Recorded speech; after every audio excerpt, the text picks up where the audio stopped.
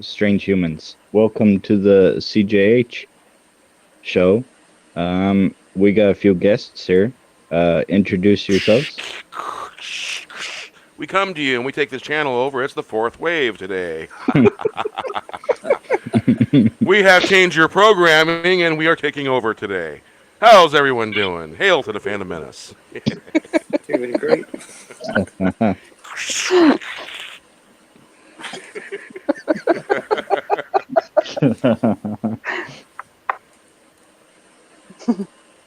Awkward silence. Yeah, awkward silence. CJ, you're always a good humor about the bunch of us being on because concerning it the last time, I'm amazed you let me back on. Oh God. Yeah. Oh, we have an OG Don't Star ever Wars in the mention chat. salty balls. Ironically, I've got truffles near me. Hey, don't say salty balls 3 times. That'll bring Steven into the show.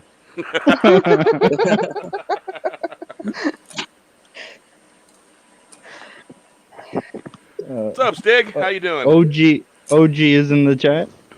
Yeah. Hi, Laura. Hello. Bear with me while I'm booting Hello up there. my tablet. Hello, Laura. Hello, Stig. Should I say hello there? And hello, Script Doctor. What's up, Script Doctor? So shall we So go the- around the horn and all introduce ourselves? Sure. Yes. We'll start with Drew going counterclockwise. I am Drew Taylor from Bounding Into Comics. You can read me at boundingintocomics.com. Yeah, I'm a proud member also of the Fourth Wave, and I am among my favorite compadres in the whole wide world. It makes me a happy man. Hello there. Hello Yeah. Was it my turn? Clockwise. I'll counterclockwise. Oh yeah. Okay. All right, okay, well, I guess it's me. My name's Nick Nugent. I did the cover art for... Actually, you skipped Mads. It's okay. You can Oh, go. I'm sorry. We're going to go backwards and forwards today. Hey. No, I'm sorry. That's my bad. Go ahead. Hey, he does say we're all over the place. Pra-ching. Ching. Sorry, booting up my tablet so I can interact with the chat. Yeah, I guess I'll go.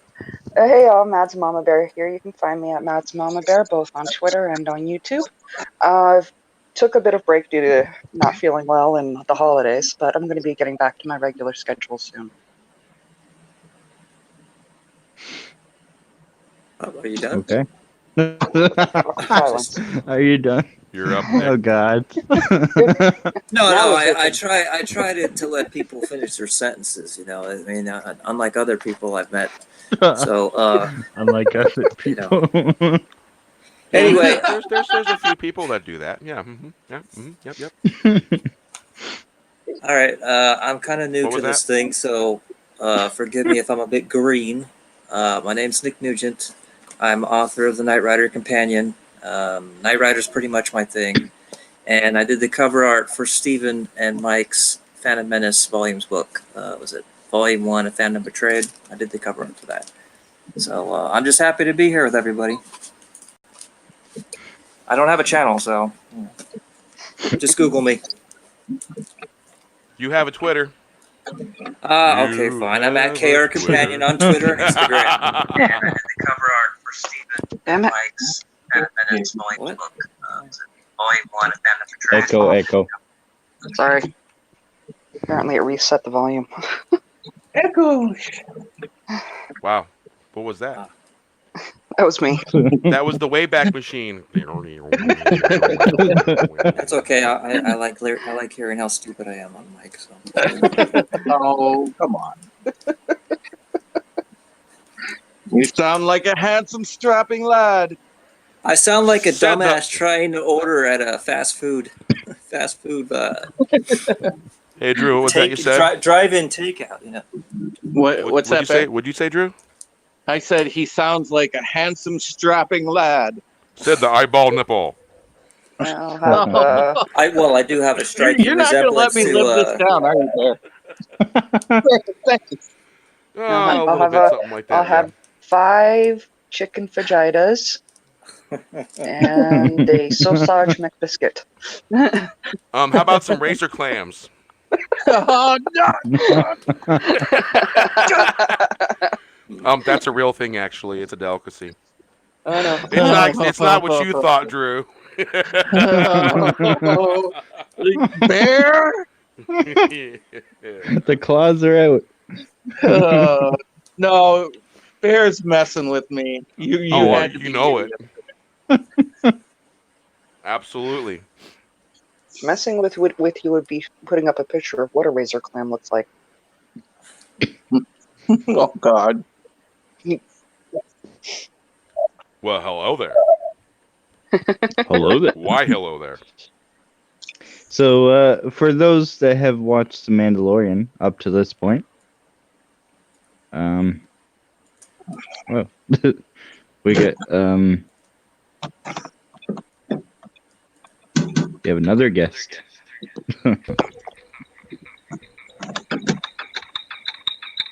Hello there. Oh, it's not me. Ouch. That was not me.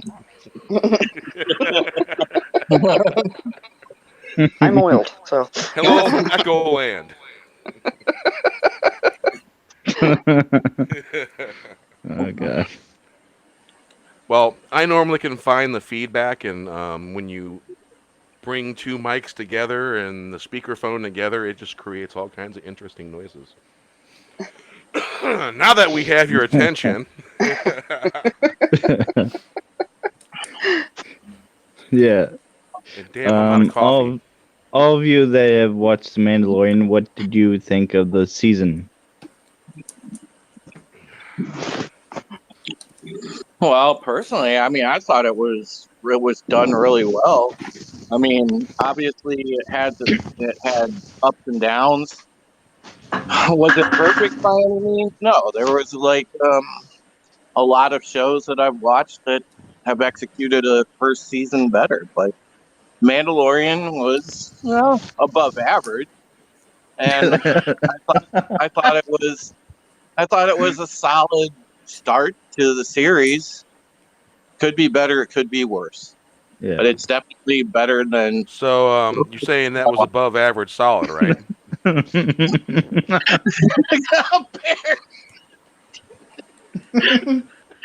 that I'm 15 shades of red, yes.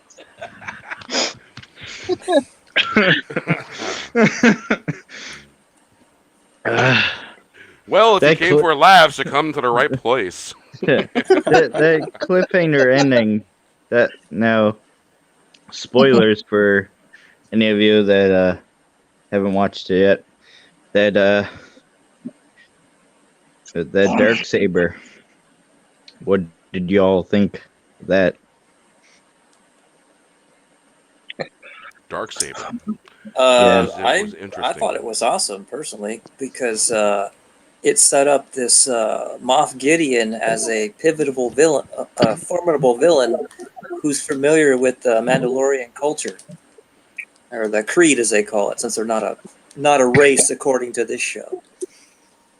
Yeah. So yeah, according to what they were saying, that he's had some involvement on the planet Mandalore of some kind. Yeah. Because especially with that Death Watch flashback. Well, CJ, you remember he alluded to being there at the quote-unquote massacre, the Imperial massacre of Mandalorians, the Night of 1,000 Years. The Purge. Yeah, so, I think it was a good setup. And that made it totally conceivable that he has the Darksaber currently.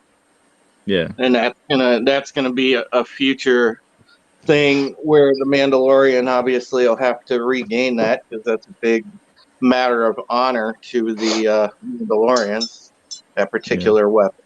So my thinking is they'll tie it in with the new Clone Wars season, and they might throw in Darth Maul in there as a flashback. Maybe a flashback. That'd be dope. That would be kind of cool. Yeah, I could see that. I can see that. I'll You admit, just don't want to overdo with Darth Maul, because then it looks like just an overused plot device and it diminishes the character. So you really got to pick your spots when you use him. Well, Yeah. We know especially that in Rebels. They showed him in Rebels. They also showed him being killed by Obi-Wan Kenobi, right? yeah, Yeah. like a little, Yeah. They also showed Wasn't the much of a fight. Dark Saber in Rebels as well. Yes, they did. Yeah. Sabine Wren had it for a while. Yeah, Or is it Sabine? Sabine? Sabine, I think. Sabine. Yeah. Overall, Mandalorian. I give probably a 6.9 from 1 to 10. Overall, and that can change. I'm gonna go back and rewatch, and I'm gonna look for other stuff. Yeah. Because Yeah. the made a lot of discoveries about this stuff. Let's see. I put 2 hours after the episode 5 aired.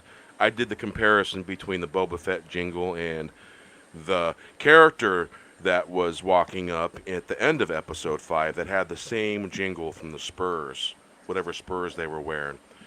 And did you notice that when the Moff walked up, his steps weren't jingling, so it's not him. Yeah, and that jingle was added to the special editions.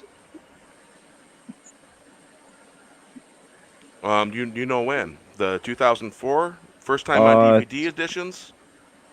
Now Because I have that I'm both. not I have sure. both. I have the 2004 version trilogy, and I have the 2008. It might Bear, I be the think Blu-ray version. I think it was the 2008.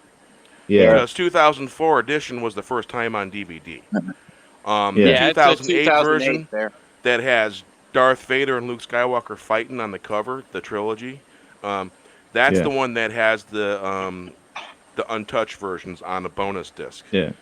And What's the one where they added the no to Vader's sacrifice? That was the special editions. Yeah, which one was it? I think it was. Well, the 2-disc set with the unaltered version as a bonus disc was a Target exclusive, if I'm not mistaken. Yeah. that would be It the might have one- been the Blu-ray. I don't know. Because there was only the DVD version that came out with the untouched versions, but Yeah. they didn't do anything to it. It's like a screen within a screen. It looks like you got to zoom it in. Yeah.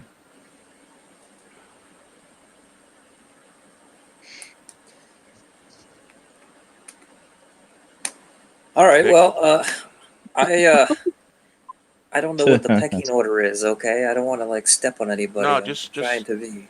add to what Right. you were saying.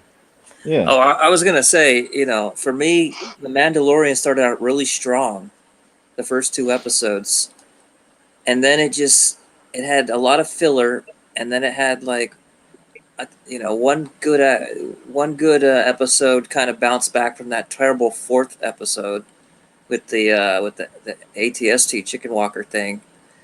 The raid on the prison ship was pretty good, with the newer characters that were introduced and kind of quickly erased. And Yeah.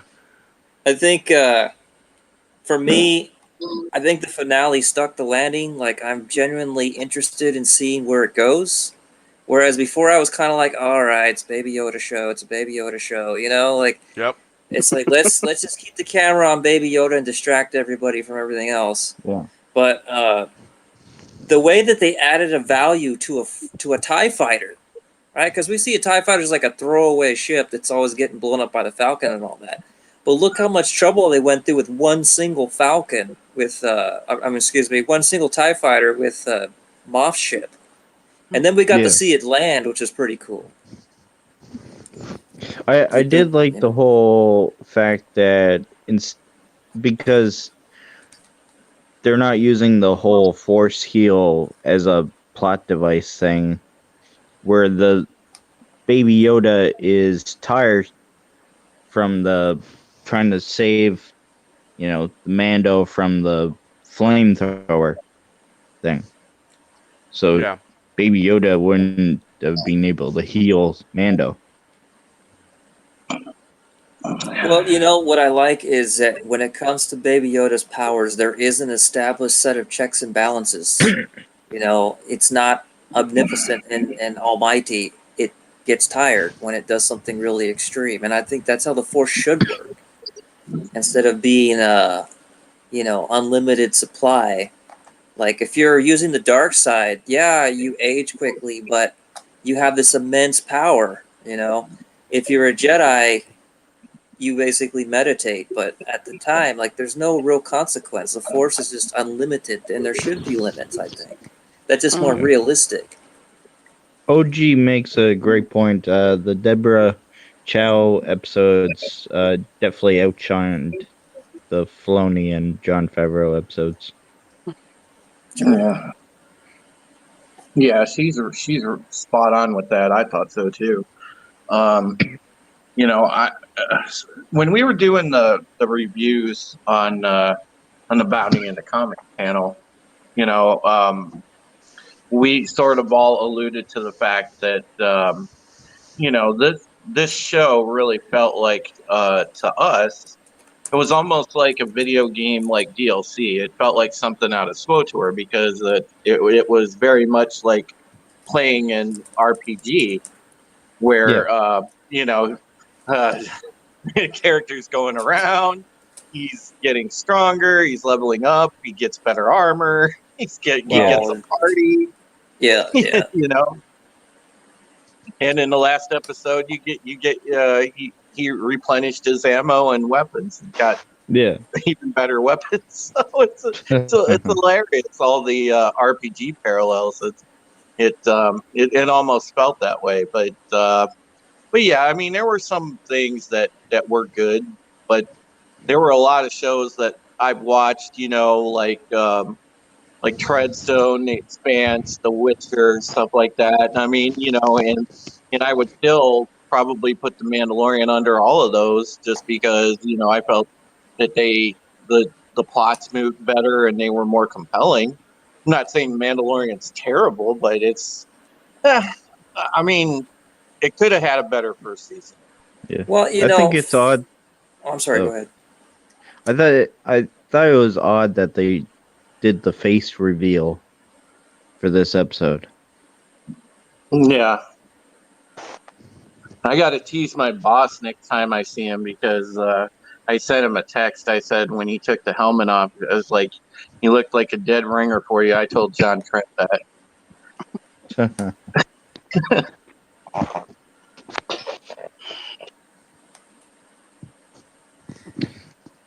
See, my biggest problem with the show is that it's only 30 minutes an episode, minus the recap and the whole, lightsaber 3D model showcase thing.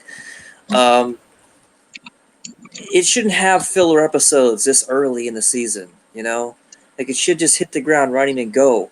But it has serious pacing issues. Like, the episodes that are really good is when there's a lot of action going on, and it's kinetic. It moves, When he gets to, like, Tatooine, I mean, Tatooine's like one of the most boring planets in Star Wars, right? Everybody who goes to Tatooine, it comes to a grinding halt, except for, pod racing, I guess, consecutively. Like, I mean, watch all the Star Wars movies. As soon as they go to Tatooine, it's like, conversations. Nothing but conversations. Yeah. I thought it was odd that when they went back to Tatooine, it was completely empty. Now on the episodes, this last one, it was 49 minutes. That's because it's the finale. And the intros that they do when they're catching everybody up, those were anywhere from 59 seconds to 48 seconds long, anywhere to a minute and 6 seconds long. And basically that would make this one about 48 minutes or so or less long. So episode 7 was 41 minutes. Episode 6 was 43. Now, episode 5 was 35 minutes. 4 was 41 minutes. 3 was 37 minutes. and episode 2 was 33 minutes.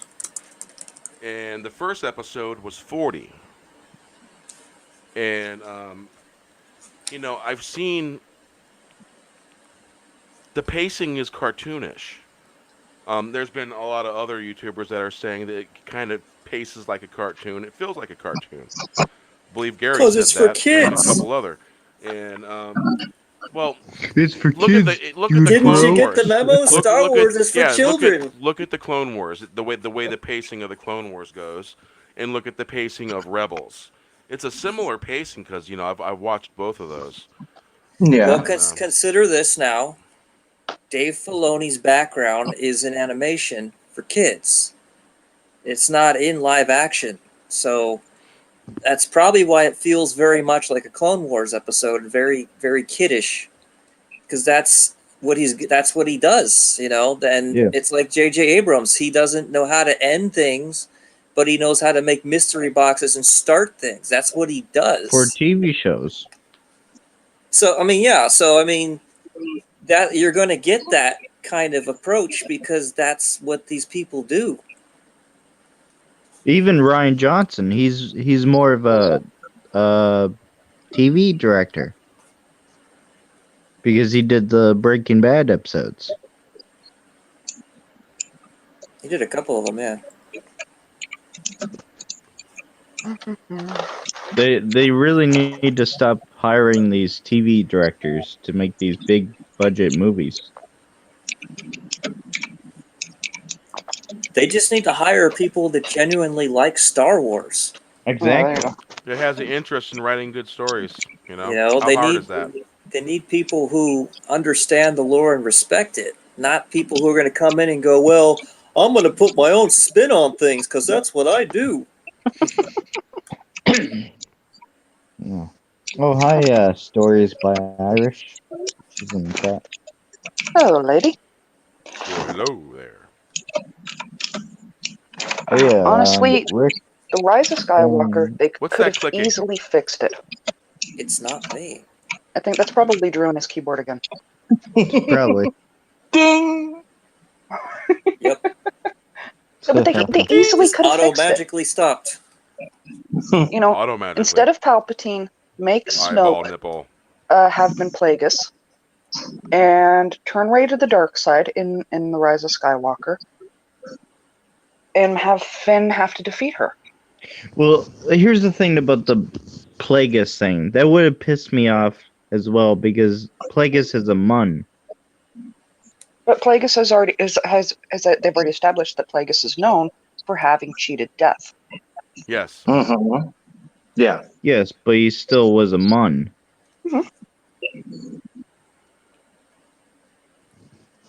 But if Palpatine can jump into another body, I mean, can't Plagueis jump into, do you have to keep it in the same species now? Is that the deal? I mean, what are the limitations to forced resurrection?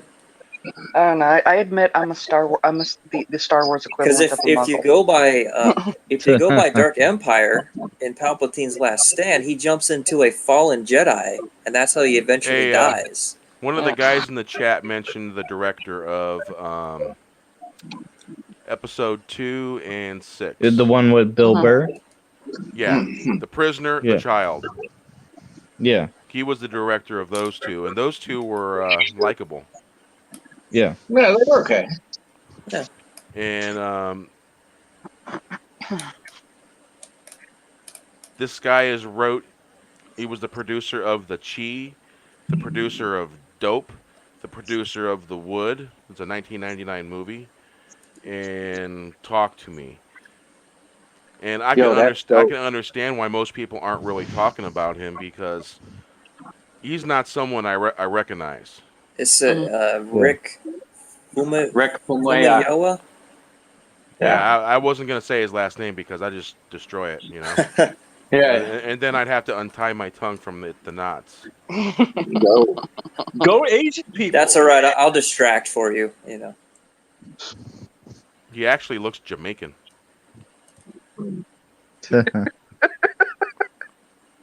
Great.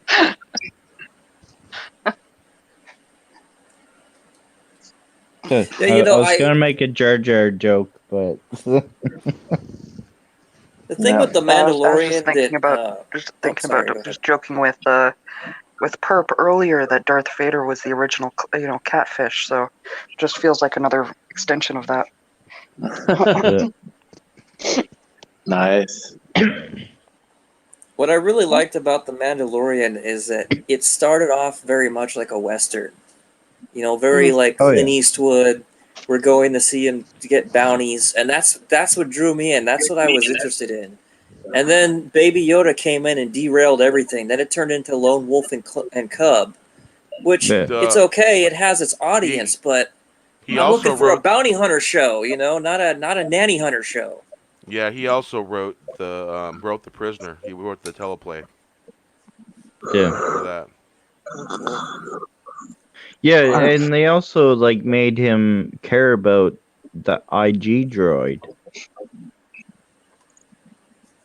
Well, he hated it at first, but that's a great like character arc where he starts out hating Yeah. the droid and then eventually learns to like it. What did you guys think about it's that? basically an example of dealing with things that come at you in life. You may not want to have to deal with it, but it's coming at you, so you have to deal with it. It's one of those kind of things, you know. Yeah. What did you guys think about that whole comedic intro to the last episode? The scout troopers. Oh, the scout on the bikes. Yeah. No, it was funny. I thought it was too much. You know, Yeah. it It went feels like on too long, but it was still funny. Oh, yeah, yeah, it it was was definitely still funny, funny. but It they was- took it too far. It should have Yeah. been a brief moment, and it would have been funnier if it would just been brief. that's kind of like Everybody exactly. knows stormtroopers and bike troopers can't shoot with a darn. well, it's Yeah. kind of like Ryan Johnson did with the opening of The Last Jedi. You know, starts out with a "your mama" joke, but I think Yeah. the tone that they were going for is like, have you seen that fan film Troops? Yeah, Which is, that's you know, that's stormtroopers exactly that what are they were trying to do. parroting cops. That's what it felt like to me. Yeah.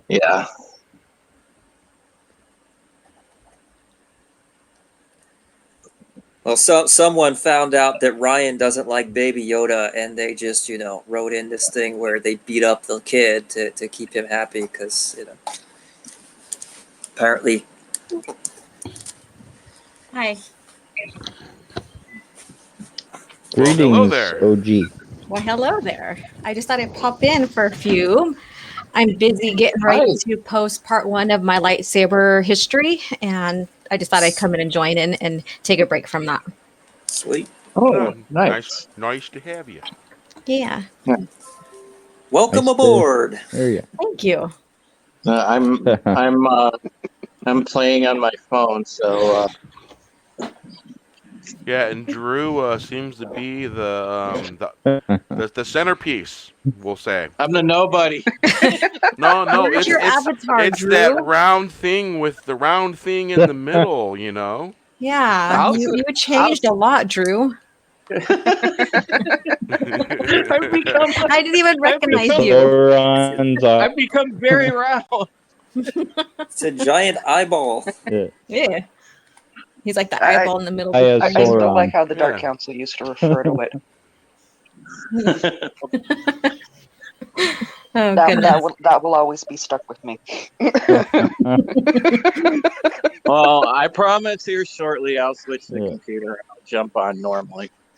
No, it's okay. You're gonna jump on what? Norm? Who's Norm? I said, It's He's a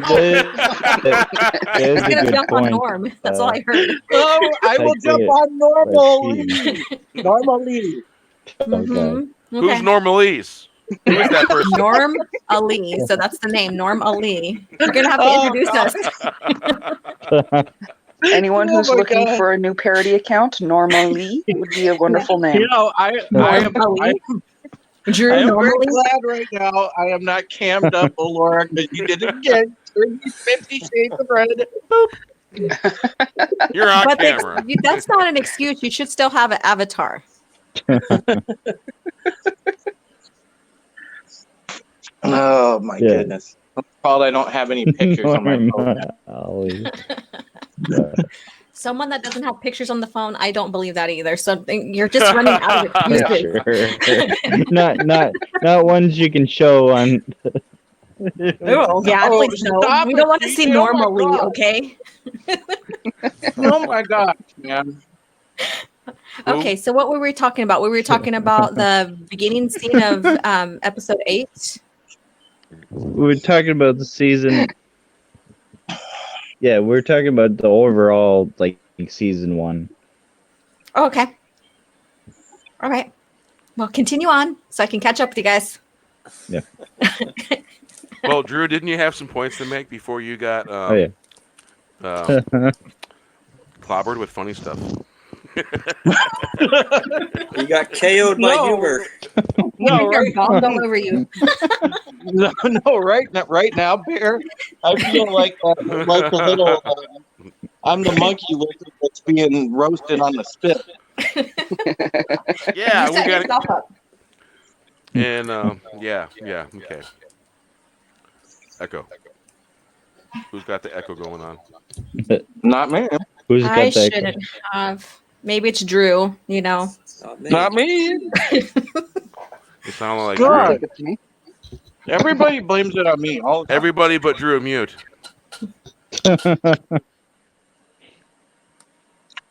Not me. I have the YouTube thing muted, so it can't be me.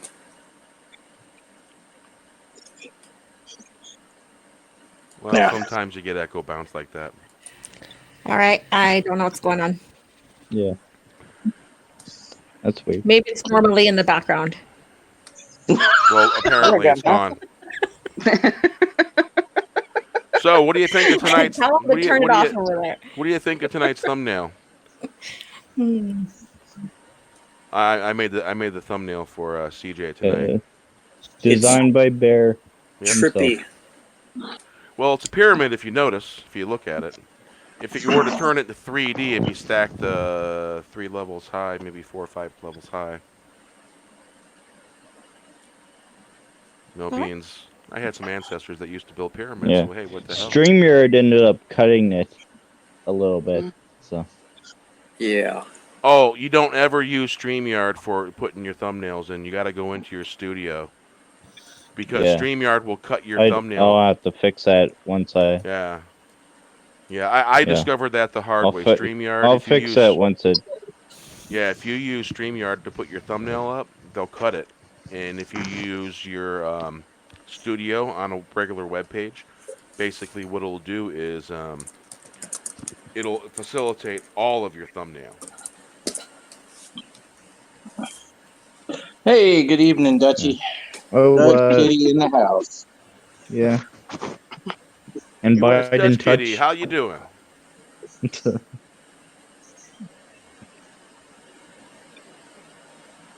Hello, darling. Evening. Yeah. Evening. Hello again, Biden. And I'm just gonna say this, like I So, said, as the resident Star Wars muggle, I had heard about the dark lightsaber for a long time, the dark saber. Yeah. But though, being honest, I only heard about it from Demogeny, and I just thought he was making a euphemism for the longest time. Probably not. Yeah. Oh my God, that's hilarious. It's Demogeny. Yeah.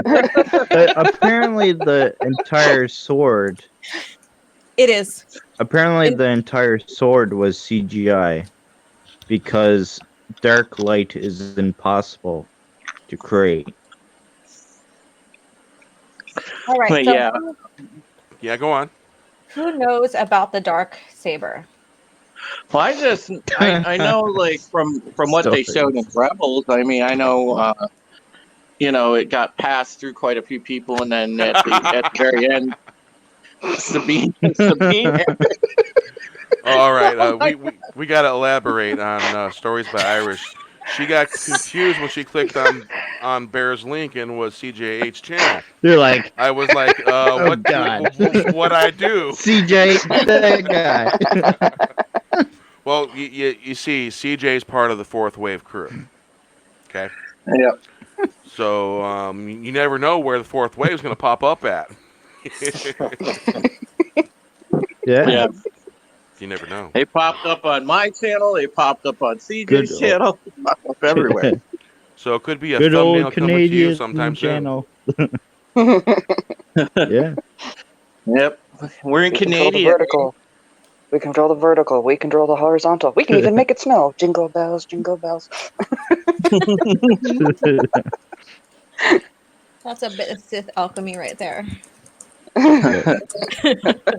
Animaniacs Yeah. reference. I can't help it. Mhm. No, Tiny Toons. Sorry. Yeah, Tiny Toons, yes. Dang. Yeah. Wow. Going way And back. Do you think they'll tie this episode into the upcoming season of the Clone Wars For me, with if they the whole are Death Watch really, and all that? Yeah. if they are really gonna keep in continuity, like how it was originally established, you know, how George established this coherent continuity between everything and him and his franchise.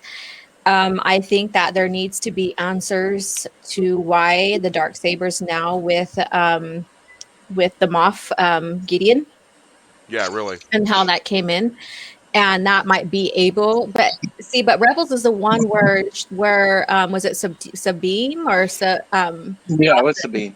yeah, that she got the Yeah. dark saber. So we need to know how it got from point A to point B, Yeah, exactly. point C. And this You know? introduces Yeah. this introduces a very interesting thing too, because if you keep in mind the timeline of Rebels, Mhm. could it be that he possibly stole it from Sabine, which means she could have a future appearance? Wait, given the wait, fact wait, that she is- wait. Sabine gave the Darksaber away to a guy named Bo Katan, Kryze. Kryze? What are you talking about? Yeah. The Darksaber? Think so. Yeah. She Mhm. gave it. She gave it to a girl, Bo Katan, Kryze. Yeah. I can't pronounce the last name. Yeah, she did. So she was the Okay. last one who had it in Rebels. Yeah. Yeah. So we got to see Was how she one of the last of the Death Watch? Lieutenant No. Death Watch. Yeah. So Moff had to have got it from her somehow. Yeah, or- because there was also a Vizslan or Clan Vizsla Pre-Vizsla. in one of the Yeah, episodes, Pre-Vizsla, and that's voiced by the Jon Favreau. canon lore. Yeah, but in the but old- didn't Darth Maul kill him? Yeah. Yeah, Yeah. that's the new canon. In the old canon, they're still using the same names between new and old, or original and new. And so in the new one, yeah, Pre-Vizsla is the one that has it. But in Pause, Legends, Vizsla. yeah, in Yeah. in the original lore, it was made by by a Jedi Mandalorian. So It with was the Mandalore the Preserver Yeah. Mhm. of Clan Yeah. Ordu. Yes, exactly. And so so it's kind of paying a little bit of homage. I mean, this was this in Clone Wars that happened? So he was renamed because Filoni renamed everybody or restructured some of Yeah. the Well, stuff. Pre-Vizsla is just a play off Previz. Yeah. Mhm. Which is Yeah. And when he was called out about that, he He got pissed. yeah. He was like, "Fuck everything." he got pissed. Wait. Yeah. Yeah, that whole Darksaber handing it to So- Bo Katan, it was in Pretty much, the guy with the Rebels. vibroblade Wait. in one of the in the earlier episodes where Yeah. they get into a vibrofade fight. Well, that guy was he was Paz Vizsla. Mhm. And Oh, that he was was the guy that that was was a in the portrayal Mandalorian. of Death Watch. In that episode where he brings in the Beskar, the what do they call that thing he was carrying? They called it a weird name. And that's when the one guy was kind of starting picking a fight with him a little there. Tried to take his helmet off. Yeah. And that guy was Paz Vizsla. Clan Vizsla. Mhm. Yeah, he was And voiced he by was Jon supposed Favreau. he was supposed he was supposed to be the one in the original lore that had the Darksaber. Yeah. Yeah. And And so then they've kind of stepped on their own toes a little bit, and so how are they going? I'm like you. How are they going to explain that? yeah, and I'm looking at the overall lore of the Darksaber right now. That is Disney canon, and so it says, Bo Katan accepted the sword in memory of her sister Satine and for the honor of her clan and the Mandalore itself. And then it is already written in at some point prior to 9 ABY, Moff Gideon acquired the blade. He later utilized it to escape from the wreckage, which is what we see in episode 8. So they have to fill in that gap right there. Let's just hope it's not another mystery box where they're just going to be like, he just has it. Yeah. And so Well, it right worked for now, Luke Skywalker, so, yeah. So right now, as I'm doing I think it's going to be a 3 or 4 part series about lightsaber history. Darksaber is included in that, but this is going to be the original lore, not in the canon, not the Disney canon or this canon. Yeah. So Yeah. Oh, and by the way, Solo I lost money. think it should be called canon because oh, that just here's confuses something everyone. interesting. mhm. So it says, Yeah, it confuses everyone, honestly. it says following season 5, Craze. Honestly, like I'm just well, gonna say Legends crazy label because make it says KRYZE. I don't know how to pronounce it. Crazy. Looks like crazy to me. I'm just gonna go with it. All right, so Crazy was supposed to return at the end of the Clone Wars finale, but the show got canceled. Mhm. And it says episode remains unfinished. It would have focused on the Siege of Mandalore, featuring Craze and her Mandalorians aiding Ahsoka Tano and Captain Rex to free Mandalore from Darth Maul's rule. Additionally, sort of shown Tano appointing Craze as Mandalorian's and that was gonna leader. set. So, do you think they're gonna finish that episode? Yeah, that was gonna Yeah, it's a merge. possibility. Yeah, I That was gonna so. merge into the opening scenes of Revenge of the Sith. Oh, it says Craze was revealed that Kind of like Chris how will the return to series, television in the animated series Star tied Wars into Rebels. it. Did she appear in Rebels? Who? Which one? Ahsoka? No, the other chick. Bon something Craze. Bon Katan Craze. Bo The Katan? planet or no? Bo Katan, yeah. There you Right. go. Bo Katan, by the way, it sounds like she has. I haven't really fully watched everything of the Rebels because I just watched a couple and I just lost interest. So It says Filoni confirmed that she appeared in the 4th final season of Rebels, but I don't remember seeing her or the Darksaber yeah. in the final season. But I could I be think mistaken. she was in there. Might have been. Okay, you have an assignment now. Go back and watch and report back. I guess. Because I am not going to do it. Sorry. It's homework on the CjH. They kind of lost me with the whole quasi time travel thing, the way Yeah. they brought Ahsoka back. I was kind of checked out after that. I think a lot of people, well, a few people did, and some of them now are running with it like, oh, well, this could be in the movies and it can do this and it can do that. It's not Yeah. Star Wars. It's not Star Wars. That's She the one should thing have about died in the Star Jedi Trek. Purge. That's what separates George Star Trek from Lucas Star wanted. Wars. Star Wars does not have time travel. Yeah. Yeah, Just right. imagine if they had this time travel for the Purge and everything like that, then we could see like the Jedi coming back and helping out their own and stuff. So it's just crazy. Yeah, it's just opens That up a whole being can of said, worms. didn't Jason Solo have some sort of time travel power? He learned how to type float thing? walk, and I think that was from the Fallen Aussie, I think. Yeah. And so basically you went in there, but no matter what you did, it didn't affect anything and you couldn't do anything with it when you went back and viewed in that realm. And because in the lore, basically the future is always in motion and it's always correcting itself. So, and that's legend. So we don't know about this now because apparently you can come back to life. You can bring someone back to life. And so that kind of breaks that continuity as well, that the future is always in motion and correcting itself. You know what you can't do with the Force, though? Hmm. You can't beat The Force Awakens box office numbers. Oh,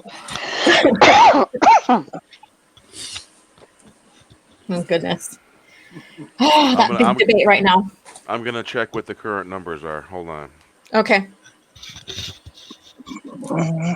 I pissed off a couple of people because what I did about maybe a few months ago was I compared someone's like, oh, The Force Awakens is the highest paying ever, or highest earning ever Star Wars, even over the OT and stuff. And so I went back and gathered all the numbers, and then I calculated the percentage of and everything. I did a lot of math to it to show that, and looked at the current wage during that time, and I did the percentage and stuff. And so when you calculate the numbers and stuff and put those numbers into today's numbers, still the OT is the highest made Star Wars ever. no, yeah, of course it is. Mm-hmm. Yeah. Oh, okay. Yeah, I remember where she was at now. You lose someone? Bo-Katan. Oh, okay. I was like, Bo-Katan was in Rebels. I remember where she appeared. did Drew hand you normally over there?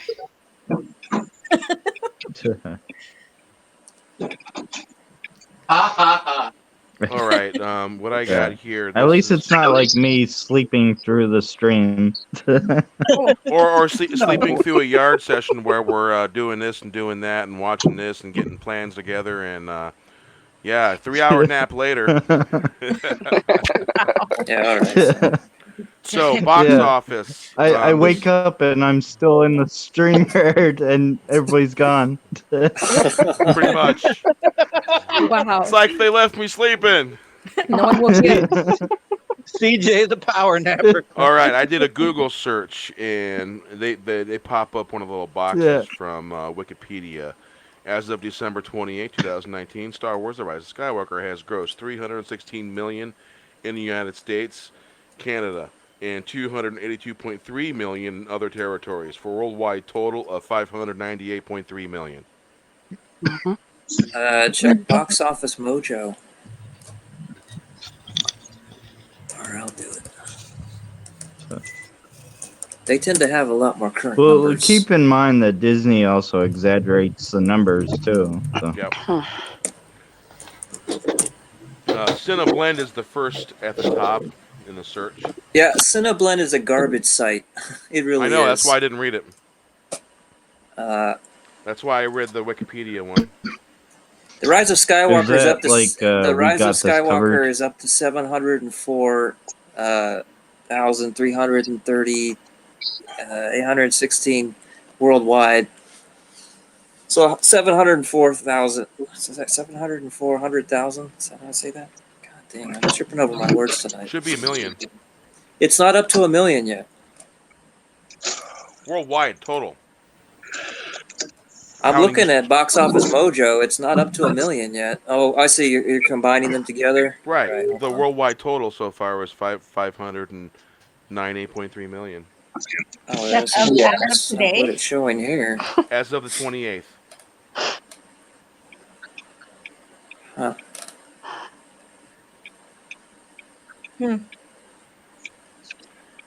Let's see, Forbes, what do they say? They're saying 600 million worldwide. Domestic. Well, Box Office Mojo says Deadline. 704 million. Deadline saying 570 million. And I'm just looking at the titles in the search that's finding. If it'll put the number in the title. Let's see. Current. There's your favorite magazine, Polygon, Nick.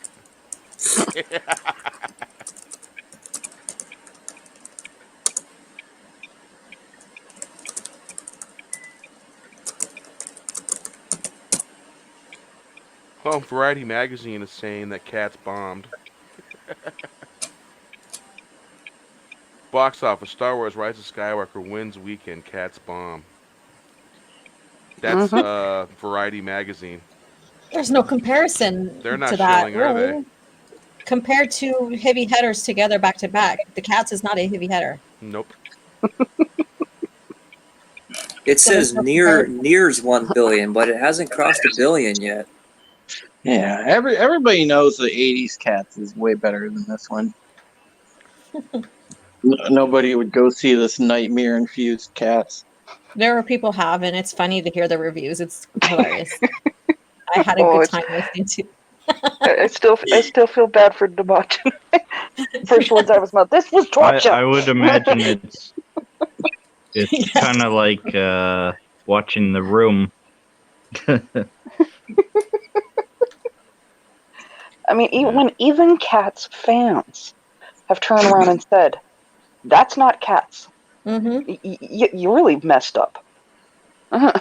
Everybody, all these movies that are coming out are being messed up because everybody's applying their own stuff into it, not keeping to the original lore of whatever makes that film or that So it's just the trend right now.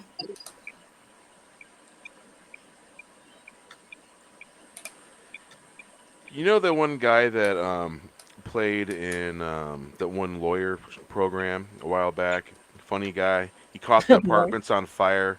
He was a comedian. And, well, he's getting ready to play a superhero. And I don't know if I can take him serious now if he's going to play a superhero. Are you talking about Better Call Saul? No. Are you talking about Better Call Saul? Kumnal Namji? That's the actor's name? I can't... He's either Pakistani or Indian. I can't tell which by names. But he's played in a lot of funny comedies, And he's going to play a superhero. Yeah. He's going to play a superhero. I've never seen that guy in anything serious. It's always been slapstick comedy, off the wall funny, And I don't. Yeah. I just laugh at him. But then again, serious, some actors can surprise us. Absolutely. Yeah. But my But then again, it's a Marvel is movie. To laugh because he's been in some just silly situations in TV shows. It's just really funny. And that's my take on him.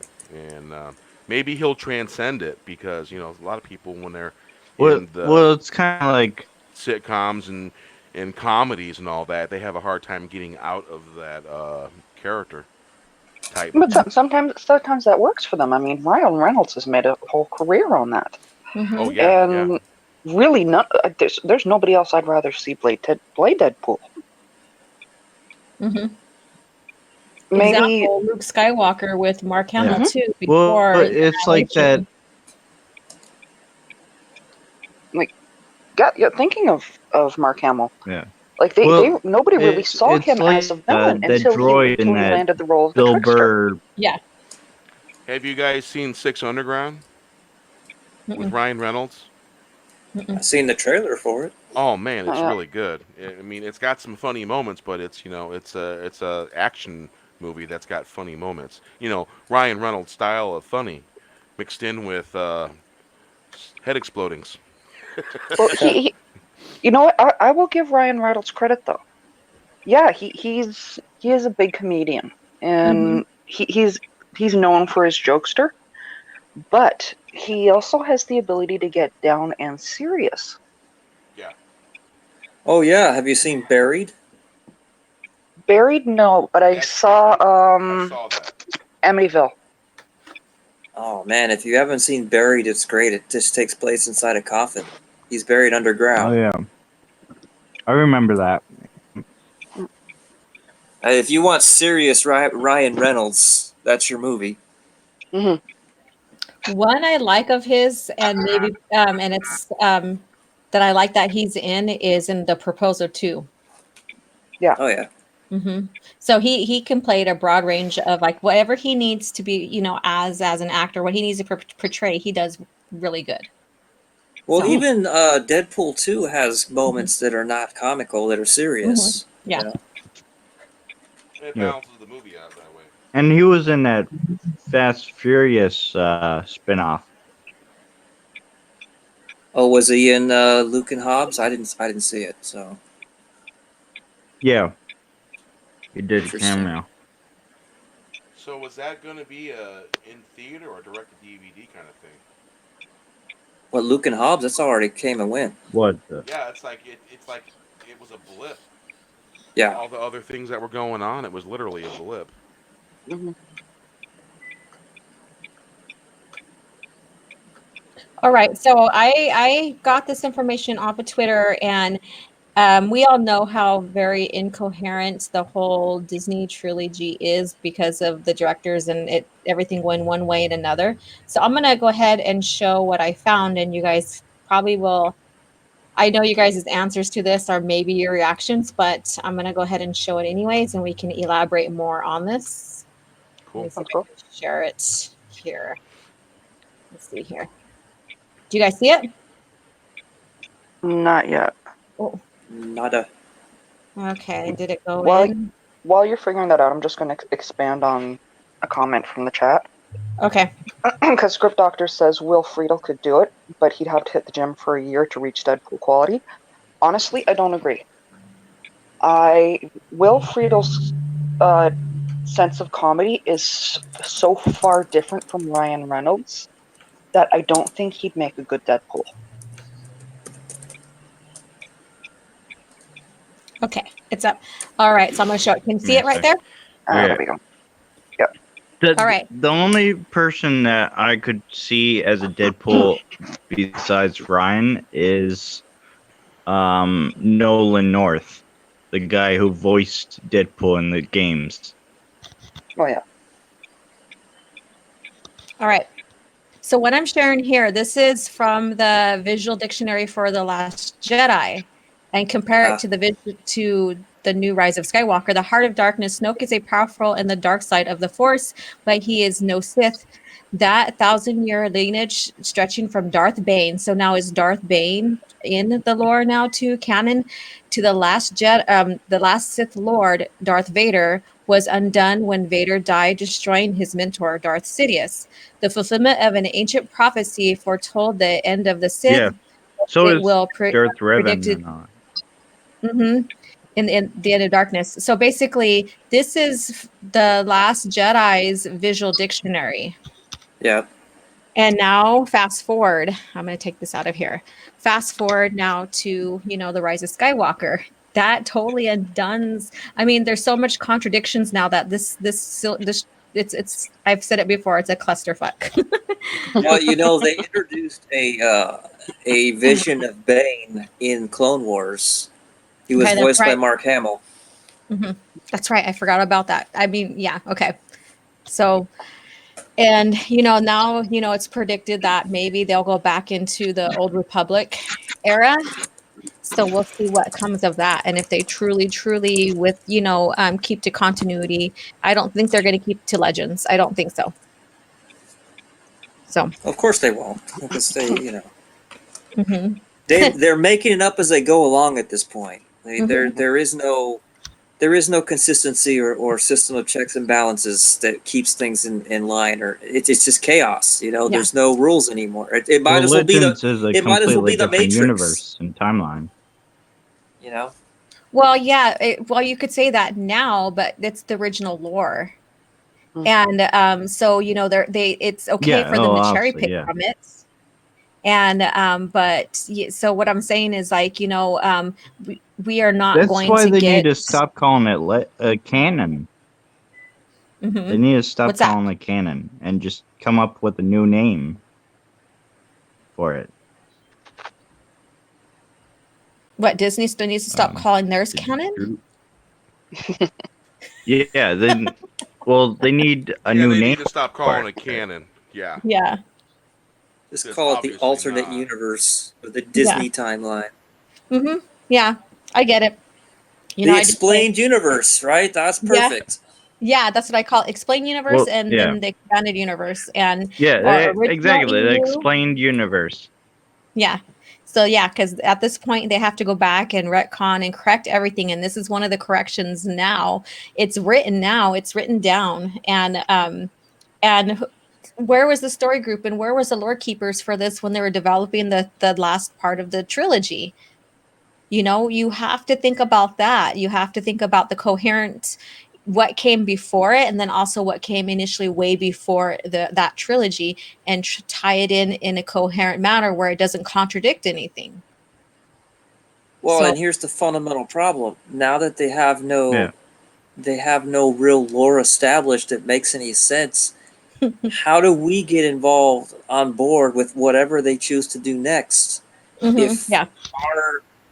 our entire construct of Star Wars was based on a lore, even from a cinematic standpoint, even if you take away the EU, how do you get on board with Disney's version of? They've even altered the timeline. Like, it doesn't start with Battle of Yavin anymore. It starts with the Star Killer incident, the Star Yeah. Killer base incident, which makes things even more confusing. They also recanonized Revan and a bunch of other characters in Rise of Skywalker with the Sith troopers in the visual dictionary. Yeah.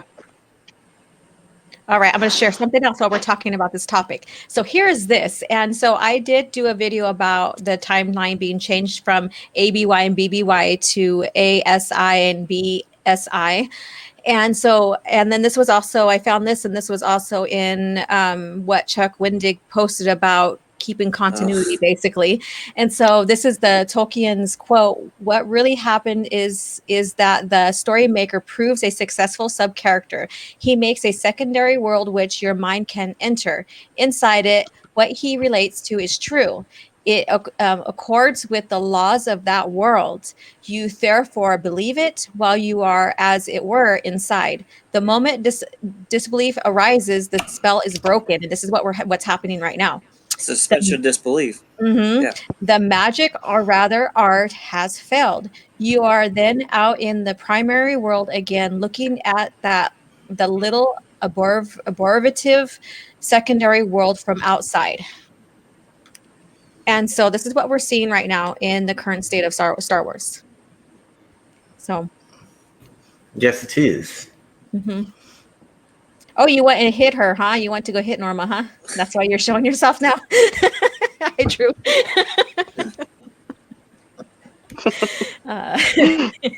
Yeah, it's just utter chaos. Did you say BS1? Because it's a lot of BS, that's for sure. Yeah, so it's ASI, or BSI, Battle Before Scarif Incident, and then ASI, After Scarif Incident. And so it's all reset at 0. So basically, the fourth. Wait. Oh, Laura, I thought it was the Star Killer base incident. Oh, Star Killer. Sorry, not Scarif, Star Killer. I keep on getting this. I've did that before, but it's Star Killer Incident, which makes no sense. And then they also have the Last Jedi set at 0 too. So both what you said makes more sense. The Scarif incident would have been better. That they could have just said battle, or they would have Star Killer base or something, because they used Battle of Yavin for the longest time. Mm-hmm. Yeah, I know. Yeah, I was really upset about that, actually. Mm-hmm. Because we all knew BBY and ABY. Mm-hmm. Yep. So it's like, why did they do? Oh my god! Because what happens if they Star Killer? It now renders every freaking source book, right? Every source book, chronology source book, obsolete. Other than like character references, how do you even build a legacy back to like the dawn of the Sith and the dawn of the Jedi? You can't do it now. Mm-mm. Well, when in fact, I'm sorry. Go ahead. No, you go ahead. Finish, and then I'll start. I was going to say I have the Rise of Skywalker visual dictionary. Oh, okay. And the 2 pages in the introduction, it gives you the new timeline. Yeah. And it starts from before Star Killer base incident all the way up to one ASI.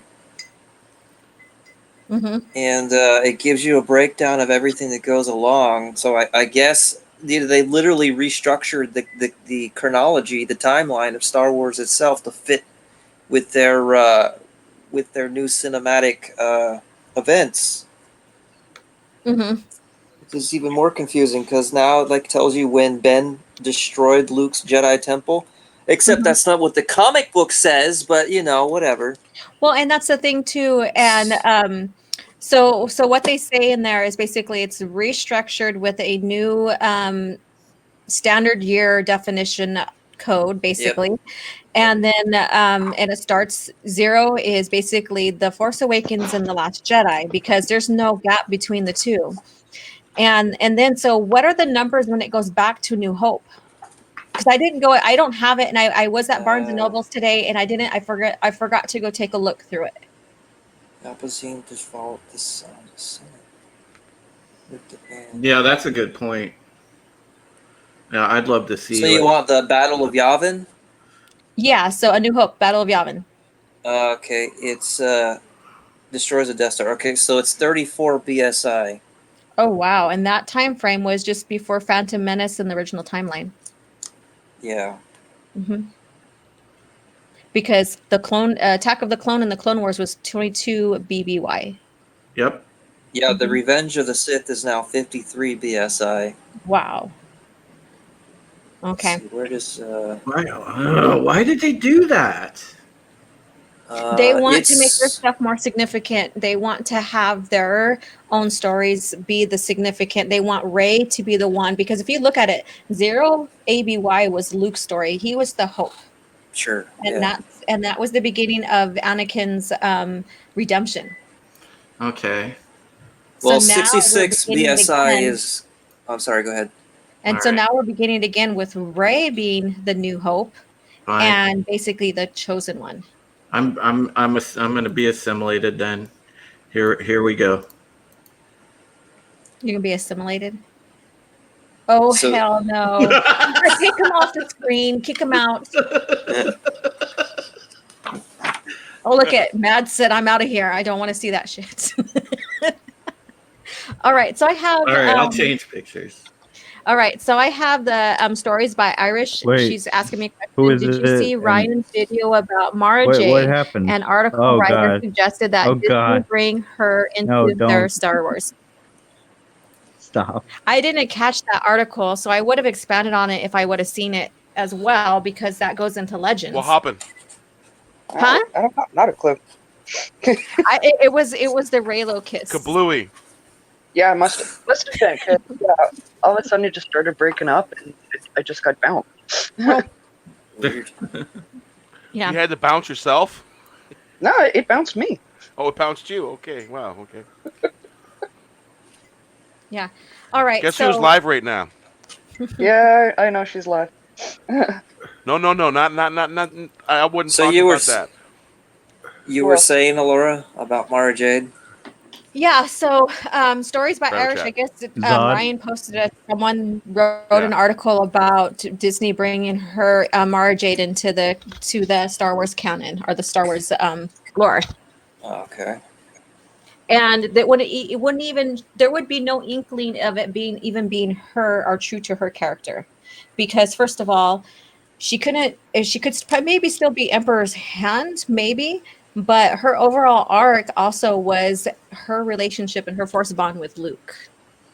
And yeah, so it wouldn't work until we would not. It's basically what they did with Grand Admiral Thrawn, right? They took away all the Yusamari nullifying the force and all that, and just made him basically an Imperial strategist. Yeah. Yep, and all his character development changed completely. So that doesn't really, because you are defined on how you, even so we're going to compare real life. You when you're growing up, your character as yourself is defined on everything you went through, and it makes you who you are. And so from there, you basically are who you are. So when you look at Ron in the Legends, he is who he is for all his character developments that we see, from Outbound Flight and all the comics and stuff developed on him all the way into Thrawn Trilogy. And even into the duology too, because he was trying to remain in control, I guess you can say, with clones. And it makes you who you are. And now seeing him in Disney's Star Wars explained universe, it's totally different because he doesn't have the same character building arc and the same experience. He's just let's put him in there because people know the name, they know the design, and that's all we need. Yeah, and even though Zahn wrote it, Zahn can write it, and you can still keep him somewhat true to like his strategic character, but it's still not the same character. Yeah, I've met Timothy Zahn several times. He's very much a firm believer in hashtag explained universe. Okay, go on with that, KR. I said he's very much a fan of Joseph Campbell's The Hero's Journey, Mm-hmm. and you Yeah. can tell by the way he develops his characters. You know, they follow the same kind of formula, Yeah. and the irony of Disney getting away from The Hero's Journey is they literally built their company on that idea, on that concept.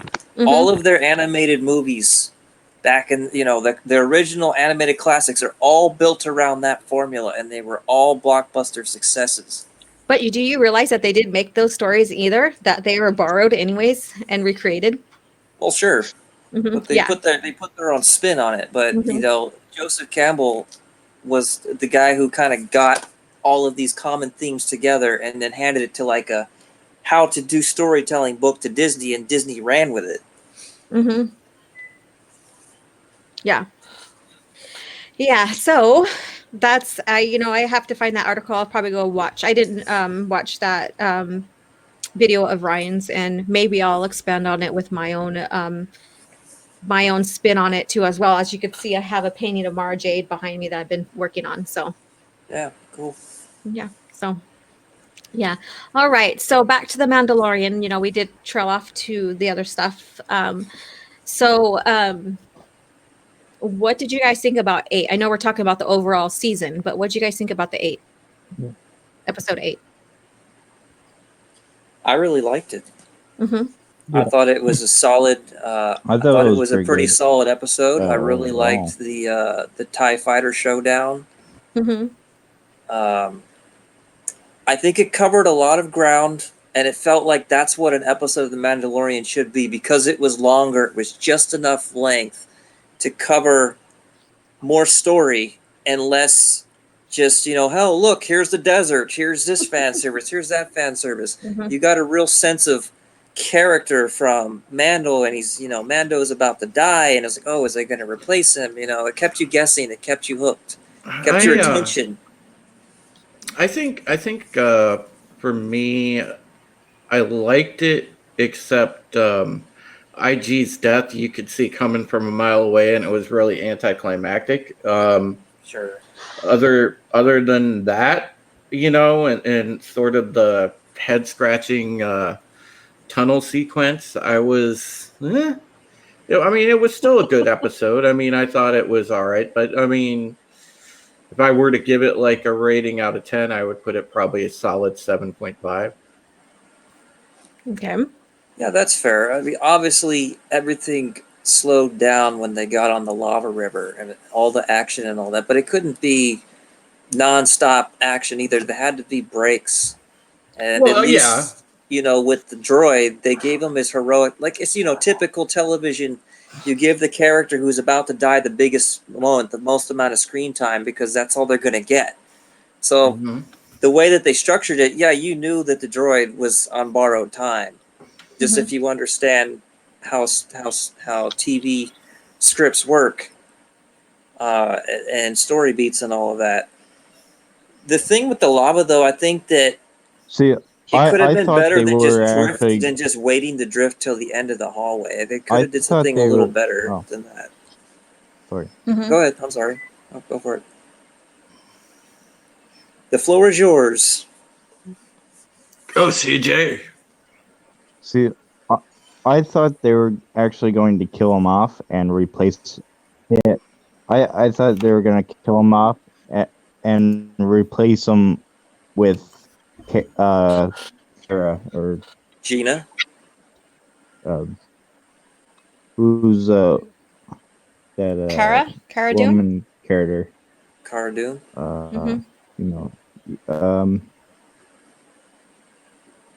The actress named Gina, but yeah, Cara, yeah, Cara Dune. Mhm. I thought they were gonna replace Man. Sure, I think that would have been too I soon. thought they're gonna go full SJW with it. Yeah, I they'd had thought a so problem. too, and They'd I'm had a glad they problem. didn't. All right. So what'd you guys feel about the stormtroopers in the beginning? For me, Yeah, I think that them portraying them, was shooting and missing. I think that was more of a fan fiction lore about stormtroopers not shooting straight and right. When you look at the overall thing, we didn't need our heroes to die in the OT and all that. So I think now they're making that canon, which I think is a bad thing, because then you're not going to believe in the bad guys. That's just my thought on that. And then with the Baby Yoda and stuff like that, we'll see what goes of that. Obviously, we see that he's either going to raise him or find a home for Night him. Stories by Irish. So, My Irish. So, so what did you think when Oh yeah. the matriarch threw the stormtroopers into the cauldron? Instant evaporation, disappeared. I'm like, wow. Oh yeah, that was pretty cool. I wanted more of that. It's like, throw the rest of those suckers in there. She was a beast, man. okay, so yeah, I love that, but then how come we seen? I know they were attacked. That she warned that they were going to be attacked, but shouldn't all Mandalorians be fighting like that? Well, not just her. They didn't really explain that scene. Mm-hmm. And a lot of people, we went over this on Chris Knight's channel.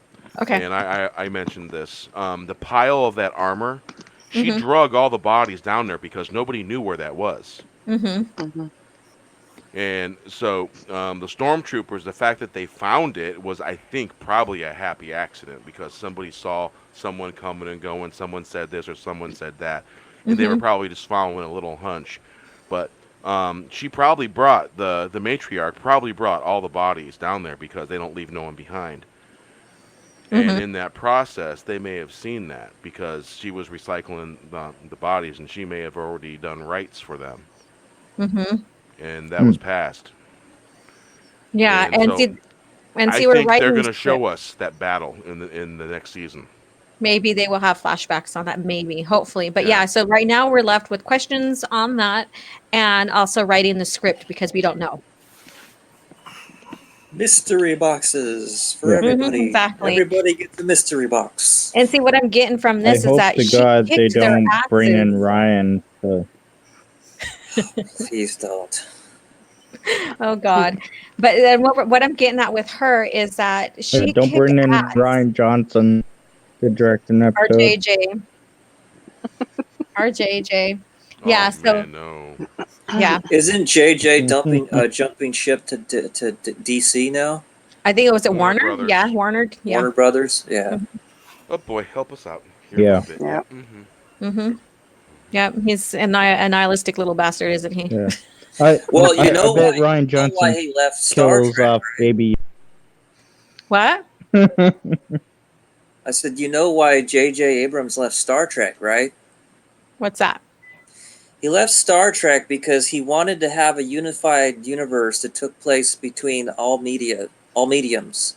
So he wanted the movie to be reflected and expanded in books, action figures, video games, television shows, and all that sort of thing. The Star Trek, universe that he was building. And CBS and Viacom, and they couldn't get along. So he jumped ship to Disney because Disney said, "Well, come work for us, and we'll let you do that." And that's what they've done. You notice, you got to read this book to understand this movie and all this other thing. But it backfired because once he had what he was after, he didn't know what to do with it. Yeah, he was used to just writing this in a universe that didn't have to worry about breaking continuity. I think JJ is very good at being a director and coming up with spectacle and the wow factor. Yeah. But he even admitted himself he's not good with endings. No, He's a starter. He's not a closer. Yeah. Oh yeah. And I think that's why the Rise of Skywalker fell apart so badly, because I don't think anyone who was involved with it really understood the Star Wars lore and knew how to properly close it. It was just, let's throw a bunch of stuff at a dartboard and see what sticks. I can imagine that the creative meeting goes like, what if we have Rey training and then we can explain, to all the haters that she actually has training? Okay, yeah, it's a good idea. Let's do that.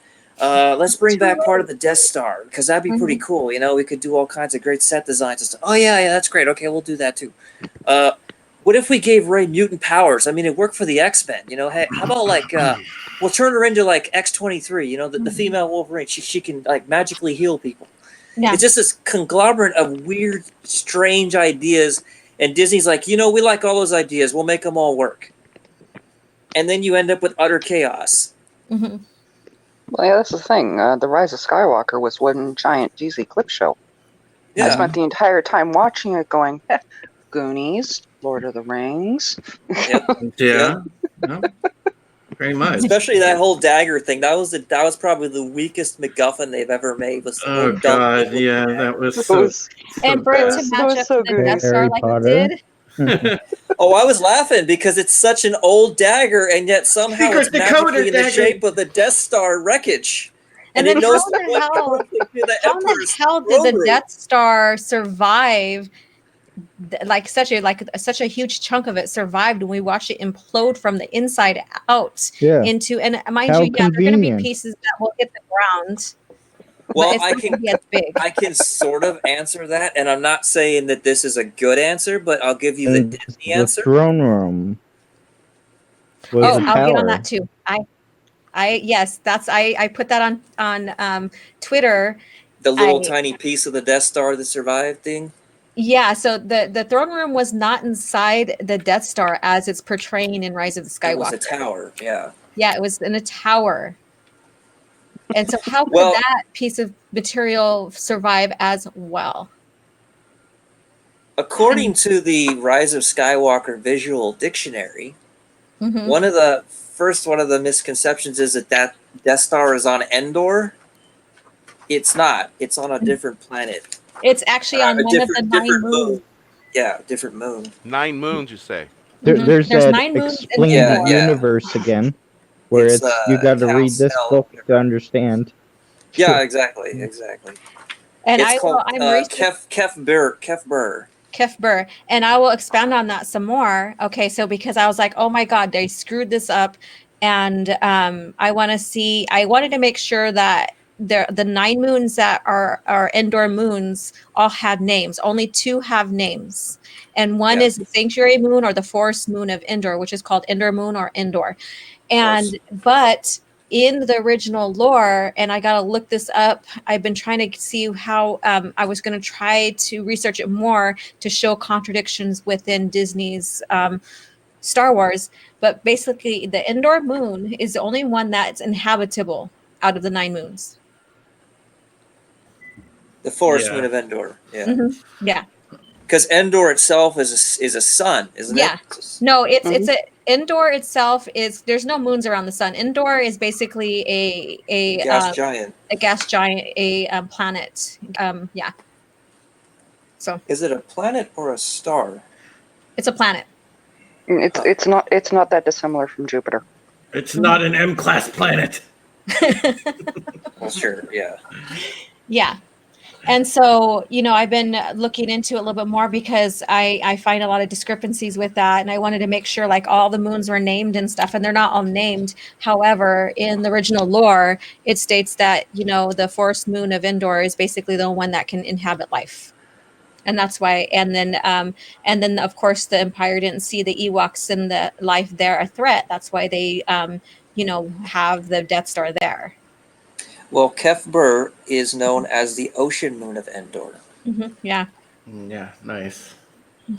Now, according to the visual dictionary, they do admit that the Death Star was practically demolished, but they have a little red box to tell you where specifically on the Death Star model what survived and how it appeared in the ocean. Okay, can you pull that? Can you show us? Because this is okay. So myself, I'm analyzing this. I, pointed out the tower of the throne room, and people who don't know and don't see the visuals inside. Thank you. Inside the movie itself, the throne room is basically in its own tower, Yes. and so. Well, you did see the tower in Return of the Jedi too. There was an establishing exactly, shot. and that's what I pointed out on Twitter and everything because people were just thinking that Yeah, it's up the in tower that or the Spire. throne room was inside the disc where they fire. Yeah, And I'm like, yeah. that doesn't make sense for it to be in the disc where it fires, because then that puts the emperor in trouble and danger. It's more Well, sensible as I to have recall, the tower is in the movie, but it's collapsed on its side. It's Mhm. kind of twisted down Yeah, because that's where the um, tip of the dagger magically points to. really quickly. Yeah, and I believe that's what Gary was calling a MacGuffin. Yeah. Yeah, of course. Yeah, It's Really. a and real so term, you know. A MacGuffin is a real term. I Yep. know. Yep. So I never heard it until Gary that's what said it. Indiana Jones was based on. Yeah. Yeah. Real quick. Just want to point out, Alora, as Ambassador said in the chat, the Mara Jade painting is looking amazing. It's looking Thank It great. is, isn't it? thank Yeah. you. You're doing wonderful work there. I have Coruscant in the background. Yeah, I know. It looks really good. Mhm. Yeah. True Star Wars. Mm-hmm. Yeah. I would like to see. I didn't watch the movie, so I didn't get to really see like the Death Star in the ocean there, and if that tower is really, on like bent, folded over from the destruction and still Yes. attached to the Death Star, and then if it is, then how in the hell does the throne room still look the way it does? Yeah, why aren't they falling over? Why is it right side up? I know Exactly. there's a lot of inconsistencies in that Mhm. way. I'm gonna Some send just you a don't make no picture damn of the. sense. I'm gonna send you a picture of the ruins thing from the book here. I'll tweet it. Okay. All right. Yeah, because I look into stuff like that and for consistency, errors and all that, and so that's why I posted on Twitter, because I'm like, how can something like that is so feeble and could be demolished in an explosion survive? Well, technically none of it survived, but you know how I'm that sure goes. they'll Yeah, explain none it of in it a survived, but book. yeah, we've seen like like an eighth of the I'm Death sure. Star, a third of the Death Star on the moon.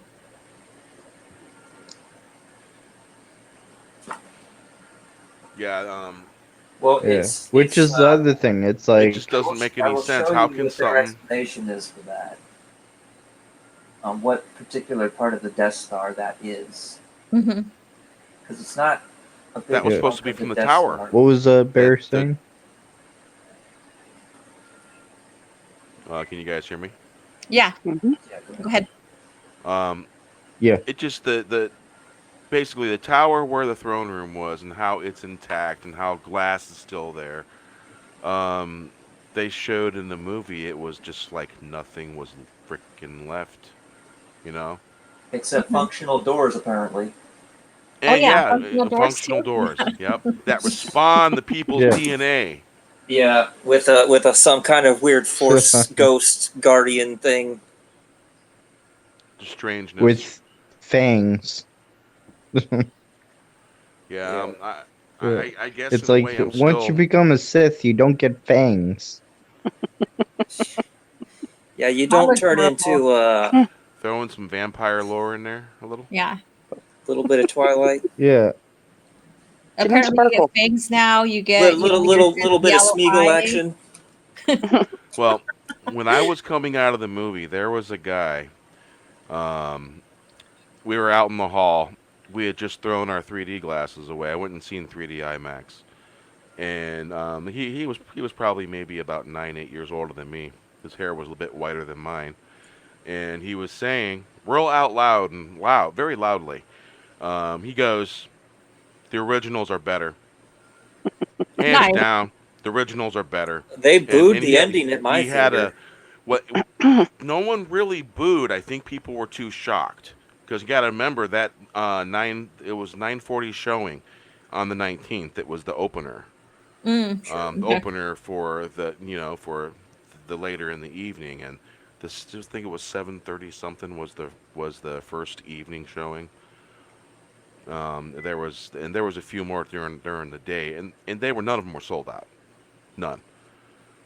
And you know how normally in a good Star Wars movie you stay and you watch the credits, and all those people that clapped in inappropriate moments, I mean very inappropriate. Um, The first time Mike went and seen it, when they clapped when R2 got disconnected and got wiped, they clapped. And the same scene Mike told me about, he walked out, he left, Wow. and he had to go back and suffer through it a second time to see what happened. And so, I've got people next to me because me and my wife were in seats 7 and 8, row L, and that's the perfect spot for IMAX 3D. And so visually, it looked good. It wasn't great. There was obviously defects in the 3D effects. Honestly, The Last Jedi's visual effects was better, and the End Games was like really good comparatively. IMAX 3D. So basically, everybody got up that did not clap, left as soon as the credits started rolling. Wow. Stood up, and we're all leaving. And the people that were clapping were still sitting down. And me and my wife's got this appalled look on our face, like, you freaking assholes clapping at the wrong moments. They weren't Star Wars fans. Now the people sitting next to me, the 6 seats, not a single one clapped through the whole movie. And I heard like O's and oh and noises like that coming from the right. And so we were all of similar mind. At one point, I thought the guy to the right of me was trying to pick my pocket. So I went and stuck my hand on my because I keep certain things in my right pocket. I always carry my wallet in my left front pocket. I never carry stuff in my back pockets. Nothing really important. And so I put my hand on my pocket because, I got some money in there. And so I sat with my hand there until I had to get something to drink and grabbed it. But I'm telling you, man, it was the weirdest, oddest thing I've ever experienced. And in the last Jedi, when we came out of that, and I said if that would have been a Marvel movie, that would have been cool. If it would have been something else, it would have been cool. But it was a Star Wars movie, unfortunately. I just sent you those pictures, Alora. Well, see, yeah, they So I'm wrote just mind blown, walking out, and yeah, I did get a funny look because I was wearing my Phantom Menace hat. This one woman looked over at me, and man, she just gave me a scowl. And I'm like, I elbowed my wife. I go, I'm getting a little bit of attention from that direction over there. I'm getting looked at. And I just looked back and I smiled and then looked away. But yeah, man, just unbelievable. There you go. Hello, everybody. Sorry. Whoops. It's not letting. Oh, there we go. Press the wrong button. Ah. Well, that happens when the coyote gets out and has a little fun with everybody. I like giggles. What can I say? If I'm wagging my tail, that means I'm up to mischief. I'm having fun. Yeah, if you're wagging your tail, we don't need to know about that, honey.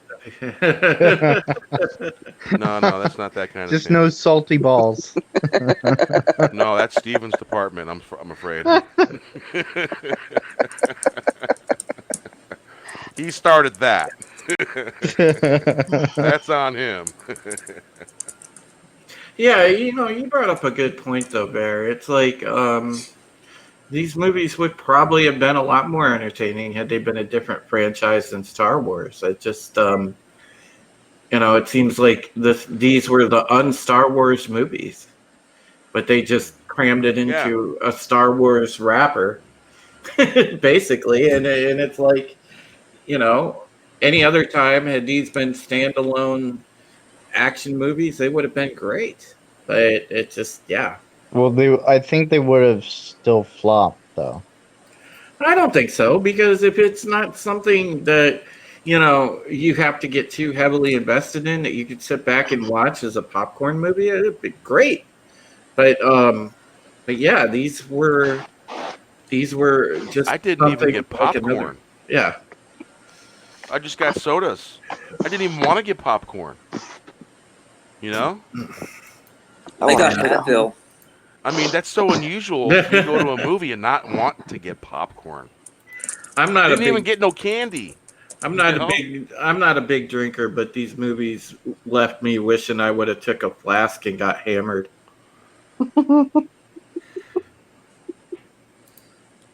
Because it's almost like this is almost like a requirement. You have to be hammered to watch these. Brings a whole new meaning to you must be this high to take this ride.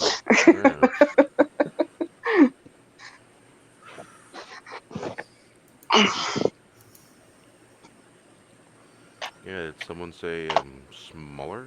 Yeah. I'm You know, a midget. I went into the movie trying to have an open mind to let it prove itself on its own merit and watched it fall flat on its face.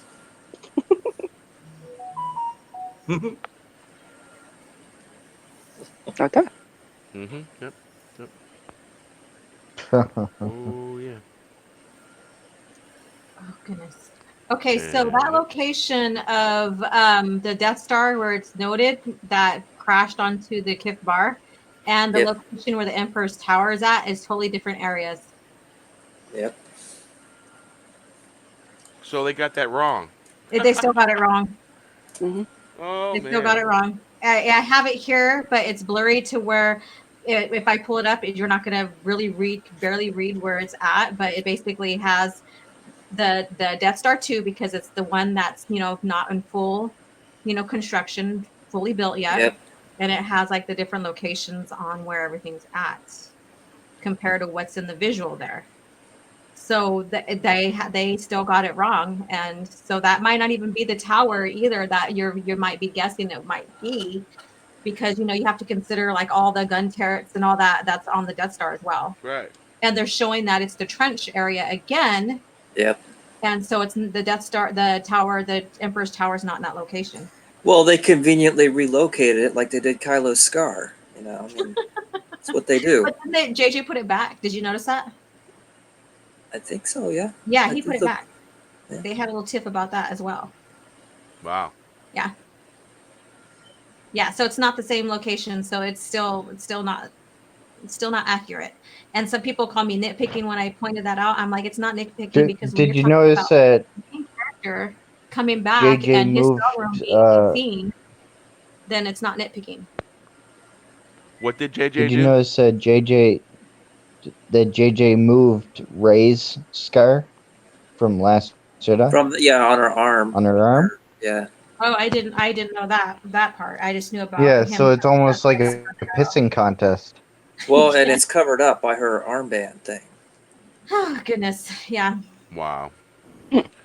So basically, The one injury she actually Roundhead kept. and Jar Jar use this as a pissing contest. Yes, That's absolutely. essentially what it was, dude. It's $1 billion pissing contest It between was. two directors. Yeah. It was. Oh, I And- got a better one. Oh, sorry. And Yeah. people aren't saying this is going Drew to said they lose got money. a bounce. Yeah. I got All right, run, Drew, you take it easy, man. but I shall. I'll return later if I can. Thank you for Take care, hanging Drew. out, guys. I had a blast. Later. Yeah. Later. Times. Hi. Bye. Happy streams. Indeed. So yeah, Bear, you were saying? Remind me what I was saying. I was saying about it, Drew. Let's see. The rise Oh, of Laura, the you rise add of your 2 Skywalker cents still worth, sucks. and I'll remember. What? Go ahead and add your 2 cents worth after Nick adds his. Okay. Are we getting ready to close out here? No, I'm just No, just God no. going Not into yet. thinking mode for a minute. Go Okay. I ahead, actually Laura. picked up a Cool. vape Constructing my pen, so I'm going to evidence get some right nicotine. now. I'm constructing my evidence right now, so go ahead and talk, you guys. I'm listening. Hold on. Give me Go on, Nick. So let's talk about this Rose Tico thing real quick. So all these people are upset because Rose Tico got very little screen time, right? Mhm. But no one seems to care about Captain Phasma. Captain Phasma didn't get a happy retcon ending. What happened to her ending? Nobody got a happy I mean, ending. she's the only character that Rian Johnson and J.J. Abrams didn't give a crap about, and we didn't either. Come on, no, nobody got a happy ending. Nobody hooked up at the end I of the guess movie. it means she's dead. Yeah, she's dead. She's the only thing from The Last Jedi that wasn't brought back. Yeah, even Snoke was brought back. Well, yeah, sort of in the little clone tank Yeah. thing. Oh, hey, MK. Hello. Can you hear me? Hello. Hey, What's going on? Nothing much. I just came here to see what's going on. Yeah, we're just talking about Rise of Skywalker right now. Yeah, I heard. Continue. What's really funny is I'm live streaming and modding a channel at the same time. Multitasking. Yeah.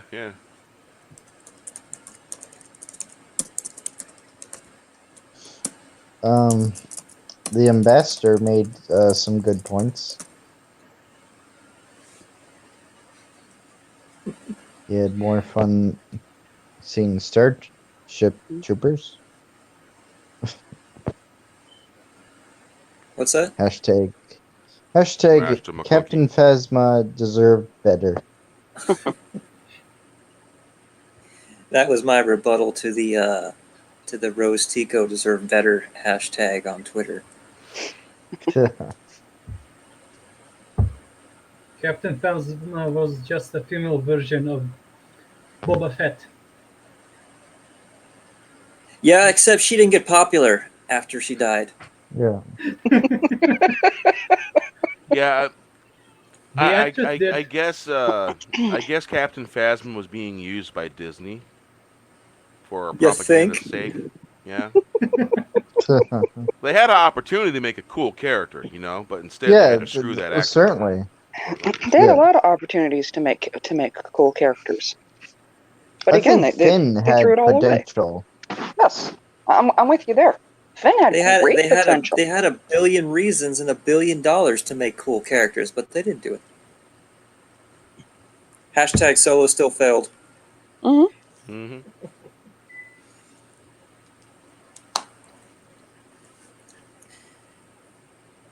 Isn't it interesting that, well, the numbers will tell for sure, but up until The Rise of Skywalker, every Disney movie has made progressively less instead of making more.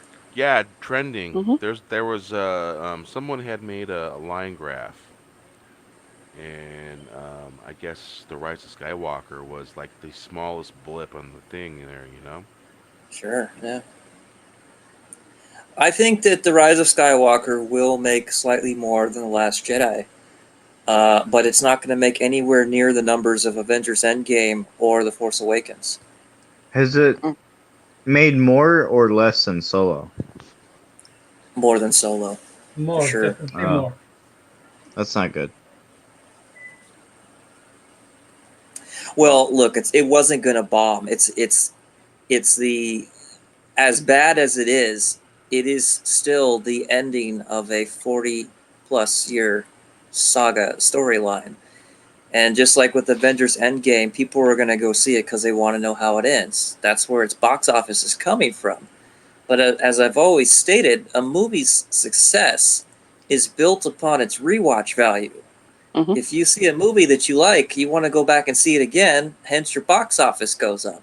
You put out a movie that people are like, okay, I've seen it, and they move on to the next thing, then your profits are going to go down. It's not complicated.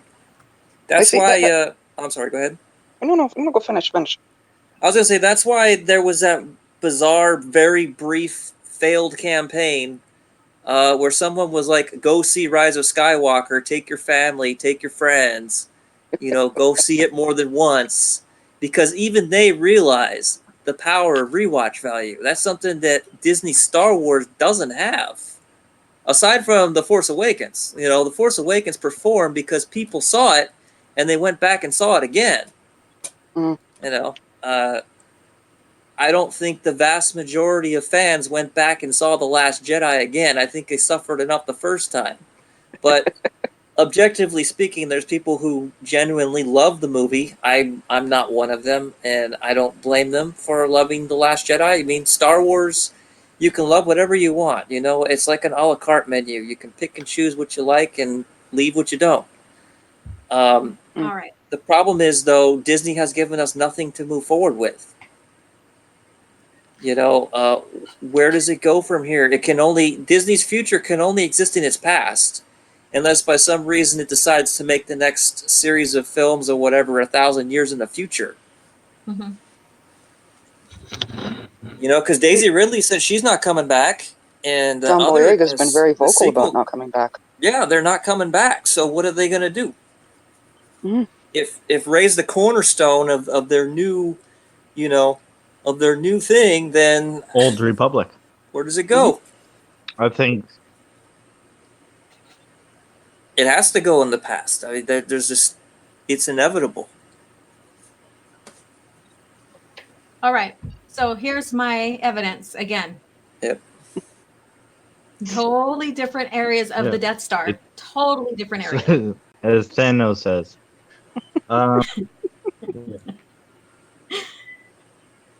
So, again, and we all know this, that they don't keep the continuity because, yeah, so it's just, I would say it's unbelievable, but we have been proven that it's believable that they screwed their shit up. I think the Rise of Skywalker can be summed up like this. Wouldn't it be cool if we it's did like this? the R2D2 thing. What's that? Yeah. Computer socket where the arm is. Would you be able to share the R2 thing? Let me get this one out of here. Yeah. If you can share it, because I don't have it. Oh, I'd have to look through. Yeah. Let me see here. I'm looking. Oh yeah, where it has his memory bank in front of him, and where it used to be his arms, his industry arms. Yeah. I got some pictures that Tommy had sent me of R2. I'll do this. Okay.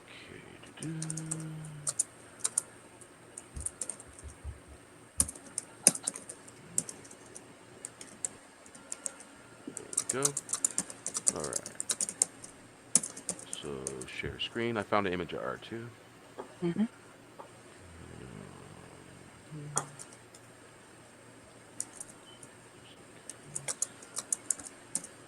All right. You see the blue arms. The bottom blue arm where it squares off is where they had the computer port. Mm-hmm. To the left, there's a rectangular door right here. This door opens up, and the computer access is behind this door at the top. Mm-hmm. Now, in the movie, they showed the computer port behind one of the arms. Complete break from canon. Is there supposed to be a picture up? I don't. Oh, there it goes. Yeah. So where does Leia insert the data disk? I know it's in the front there, but is it right under the neck? Where you see you see where below the eye is? Yeah. There's a place right there where Leia inserted it into. Yeah. I figured it was in that general area, but not down in the belly part. Because if you look, maybe I can. Right in here. Yeah. I wonder if you And could that's pull where up she like inserted all the disc parts. You know how they can have a breakdown of Okay, them? the ambassador is saying the story ended Jedi. No, Mhm. the Crucible was ending. And no, it ended in Legends or Legacy. Sorry, Legacy with Cade. Yeah, crew ending. Can we still have Cade Skywalker in Legacy? Yeah, that's why I'm saying. Oh, yeah, Legacy. Mm-hmm. So yeah, this is basically, Yeah. you know, it's a slap in the face. Basically, there's a Palpatine in place of everything, and basically Palpatine's bloodline surviving is just a slap in the face. Mm-hmm. You know, Yeah. Well, he won. It's now the Palpatine saga. That's It's what not the he wanted. He Skywalker saga. wanted his, whether she was going to be the dark side or not. That's in a way what the Emperor wanted. Yeah. Well, Mhm. here's what I don't get. Didn't he have a daughter though, or what? Yeah, a daughter because she's a grandchild, right? Son. So why didn't he recruit Hmm. his her mother? Why didn't he recruit her mother? No, Her it was mother was a his son. Palpatine, His son. or the son. Oh, I see. All right. Why That's didn't he why she's a recruit the son Palpatine. then? He wanted Has nothing to to do be with a his woman father. cause reasons, right? I mean, you know. The thing about Palpatine is it Because falls Wayman. apart from the very beginning, because if all he needed to do was suck the life essence out of a Force user to rejuvenate himself, why didn't he just do that to Kylo from the beginning? Hmm. Oh no, you know what? So here we go with another canosity break in that. So I don't know if you guys ever read Bloodlines, the Disney's Explain Universe book. I have. Yeah, No. there's Bloodlines, in Legacy Yeah. or Legacy of the Force 1-2 with Boba Fett. Explain universe. Wasn't that like Leia was a traitor or something like that? And so basically, Leia says, and we're going to go with Leia's art too in this. She states, and this happens in 28 ABY, so I'm still using the traditional chronological order, that she refused training from Luke. Mhm. She refused it because of her. She's basically ashamed of her Skywalker legacy, basically Darth Vader, blah, blah, blah. And she never pursued it. He did teach her a little bit of telekinesis where she can sense things, but that's it. And then since then, he left to go look up for archives and all Jedi lore to start recreating the order. And she basically hasn't seen him since then, and then sent her son after sensing the dark side to Luke to train. And then even in the book, it shares that Snoke was pursuing Ben even when she was pregnant with him. So, and that's their lore. Wow. So, yeah, I read that Yeah. book because I was curious, and that's where I got really turned off about the direction they were taking Han and Leia. So, yeah. Well, Disney can't even keep track of their own canon anymore because the Kylo Ren comic book now implies that he didn't destroy the Jedi Temple. It was Snoke. Yeah. Setting up Luke. So, Mm-hmm. And didn't Luke say? I didn't watch The Last Jedi either because of the direction they took Luke. But didn't Luke say, or wasn't it implied that Kylo destroyed the Order? Yes, it was. Yes. Okay. Yeah. In it was. fact, in Him the and Rise of Knights of Skywalker Ren. source book, it says Kylo destroyed the temple. Holy heck! So it's like one Disney department doesn't know what the other department's doing. Yeah. Way to go, Pablo Hidalgo. It's supposed to be your job. Mm-hmm. Well, Pablo Hidalgo is the one that leaked it, supposedly. Well, he can't keep track of things either because, what is it he mentioned? There was a big uproar about. I don't know. It'll come to me. Mm-hmm. Yeah. Did Can I you just- get a female Riven? No, something to do with Anakin. Not being Sure. born by Palpatine, something Yeah, that MK. he wasn't created by Yeah, Palpatine. exactly. The whole Palpatine is Anakin. It was Anakin's creator deal. Mm-hmm. He said, "Yeah, that's what George Lucas wanted. Here's this excerpt from I think it was the Revenge of the Sith script or something." He posted a screen capture from a script treatment. Yeah. When all that fiasco was going on with Vader 25, with the panel of Sidious touching Shimmy's stomach. Yeah, I saw the panel. Yeah. OG, do you want to explain about how the EU and the movie are the same continuity? Take the movie canon specifically, not as much. For the So what investor. between the movie and the EU? Say that again. Yeah.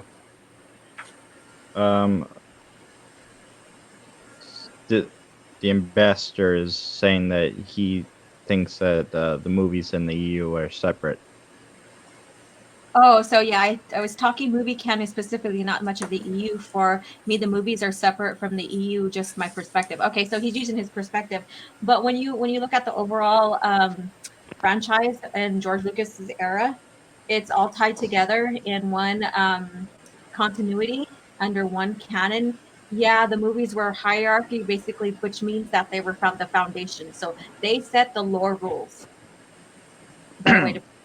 And then Yeah, from there, anything Yeah. been that was. If violating their own anything, the lore. newer stuff is two separate things. Oh, the newer stuff. I Is am the way it's is looking like the it's with newer the stuff is Mandalorian, more separate. huh? The movie, The the newer Disney stuff movies is more is separate from feels everything more else. separate. I think what they're saying is essentially they're disavowing anything Disney did and just sticking to what Lucas did. Well, if you just consider the canon that all the movies established, these 7, 8, and 9 bastardizations of Star Wars movies, we can call, break their own canon. If you Sure. just count all the movies and the books connecting to those movies that were written between those movies. Yeah. So when I speak and I talk, I usually talk about the George Lucas era, and so with both timelines, the movies are the foundation of the overall lore. And in George Lucas's time, Yeah. he was the only franchise IP to ever have one continuity that stretched out as an overall history and lore for a fantasy. All other IPs, had make spin-off books that did something kind of different with the character versus the movie. And so George was the only one basically in his franchise, his business, that kept everything under one continuity. And yeah, they had a tier basically of what Yeah. set the foundation. The movies overall set the foundation. He set the rules and the lore. Everything else tied in with it like this. So when you read something, you can always refer back to the movie and the rest of the rest of the novels or whatever, or the comics, Yeah. and all Um, Yeah. coherent. Now basic, Disney, That's why it was basically, expanded first. basically what they did is Uh, before Disney bought it, canon continued in books from the end, Mhm. end of the Return of the Jedi. yeah, Yep. It was conclusive canon. hmm And when Disney came along and bought it, they threw that part of the canon out because hmm that's what JJ wanted. Remember, well, not necessarily JJ. just my opinion. Oh, okay, But sorry. JJ wanted, because JJ wanted to write his own stories. He did it with Star Trek. There's a Mhm. track record of him doing this. Um, so JJ didn't want to be hindered. He wanted to be able to write his own ticket. There is And a quote that Bob Iger states that basically Disney calls all the shots, and basically Disney is the one that did not want to continue with the EU. Well, and I understand why, because they didn't want to be bound to all the rules that are attached to it. But they're still bound to the same rules that the movies are, and they can expand off of it, and they still have areas where they can expand and even place the sequel trilogy. Well, see, here's where the whole everything is one giant Oh canon yeah, thing kind of falls apart. Yes, that works up until Jedi, but when he created the prequels, he contradicted many comic books and many established ideas, especially like Boba Fett's origin story and whatnot, when he made the prequels. Yeah, but they retconned that. yeah, they corrected it. It was all corrected. Well, that's They what I mean. retconned that. So, Disney has essentially done the same thing. The movies dictate the lore, as Allura said. They are the foundation that dictates the lore, but Disney doesn't know what its lore is. Well, In fact, the comics the don't original understand the EU novels. The expanded on the novels don't follow the stories. movies. So, I'm sorry. Go ahead. Yeah. So, for instance, No, I was just saying how the go on, CJ. yeah. yeah, go ahead. Say what you're gonna say. No, it's fine. Just continue your thought. I sort of forgot what I was going off of. Just give me a second. It'll come back to me. Boba Fett, Yeah, Canon. something about the EU. lore Boba Fett, breaking. no. Well, Disney doesn't understand its own lore. Oh, that's what I was going to get into. So I think, a perfect example of Disney's movies no longer influencing the lore, the fact that we in the Phantom Menace pointed out all the plot holes in The Force Awakens and all the plot holes in The Last Jedi. And what did they do? They went and they tried to explain away these things in the novels, which came after the movie releases, right? Mm-hmm. So you take that into account. Disney movies, and it's just Disney in general, can contradict itself anytime it wants, and it doesn't care. It doesn't care to preserve the long running lore that Lucas had and the structure that he had, where Lucasfilm could make video games, but the video games still had to clear his approval in order to maintain the canon. I mean, now it's just a free for all. We don't know what. I mean, just like there's no Splinter of the Mind's Eye is out the window. Shadows of the Empire is out the window. What's so funny is Splinter of the Mind's Eye, basically, they're like, anything that George was highly involved with, we're going to try to keep. And so, we have the Clone Wars, and I will not go into that one right now. But Splinter of the Mind's Eye, George was the ghostwriter to that. Everybody knows that, even though he's ghostwriter, he's the one that created that book too. It was originally a script. Mm-hmm. It was a script for, like, if this original Star Wars wasn't going to be successful, that's what he was going to bring out. Yeah. Yep. And so because that's where the term kyber crystal came from, spelled differently, but that's where kyber crystal came from. Yeah. And then I'm doing I'm going to leave here pretty soon because I want to get onto my project for my next lore video, but I'm doing lightsabers. That's all great. And cool. So it gets into in the series I'm doing about lightsabers is going to get into the crystals, what crystals are used, and it's also going to have kyber crystal, and they basically turn that all around on its head as well. Mm-hmm. To fit whatever they feel that needs to be fit at the time, including changing the spelling. Yeah. Mm-hmm. And now the timeline, and it goes on and on and on, and I get it. They bought the IP, so they have every rights to recreate it in their own vision, but keep that vision straight. Keep it straight, because then people are going to stick with it and want to be involved because they want to see what's going on next. They want to be able to tie everything with each other. And Star Wars, as it was before the buyout, basically you could pick up a book and really reference it back to the movie and other material easily. Yeah. And so it keeps you within that fantasy. Like I said, remember the quote I shared, the Tolkien quote, it keeps you in there. It doesn't take you out. Well, because again, you also have a system of checks and balances and rules that have been established on how things work in that universe. Yeah. When you start turning into the freaking Matrix, it's chaos. There's nothing, like anything is possible, and because anything is possible, nothing is believable. Yeah. Yeah. I know. Yeah, there was a graphic novel done of Splinter. Mm-hmm. Oh yeah. Mm-hmm.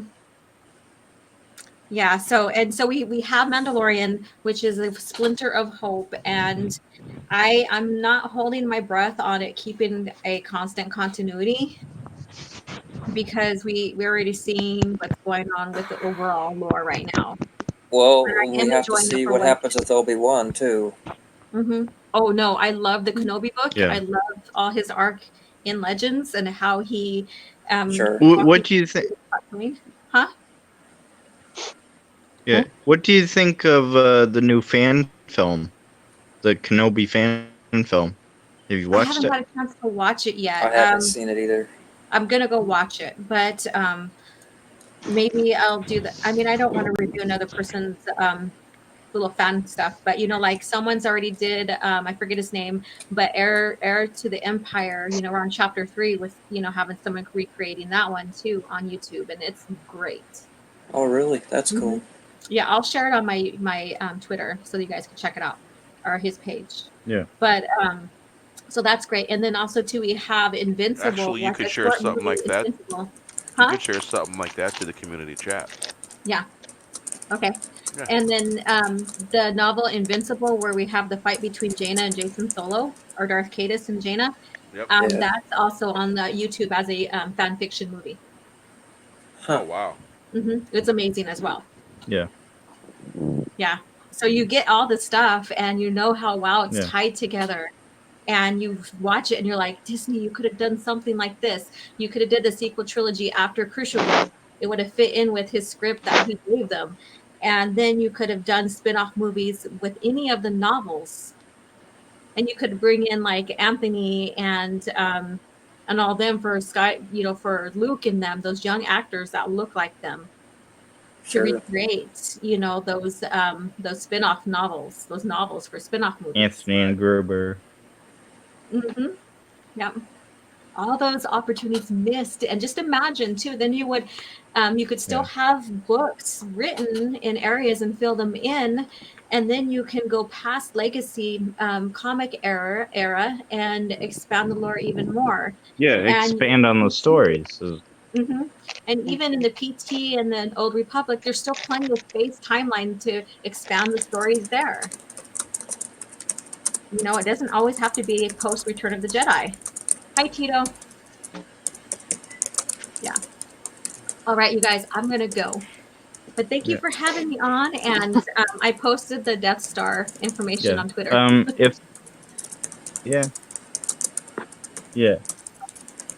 the ambassador wants to come on, I sent a link to him.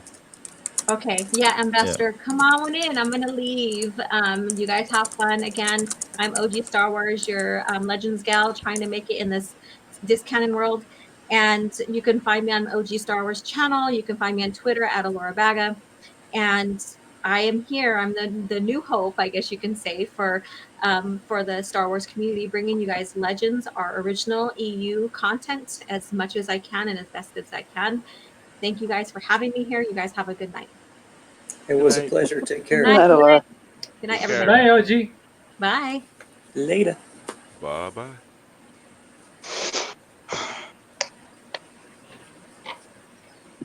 All right. Thanks for putting the link in the chat there, Bear. Yeah, no problem. Yeah. I got a bunch of scattered texts with everyone's links on there. I just got to find the right one sometimes. Yeah.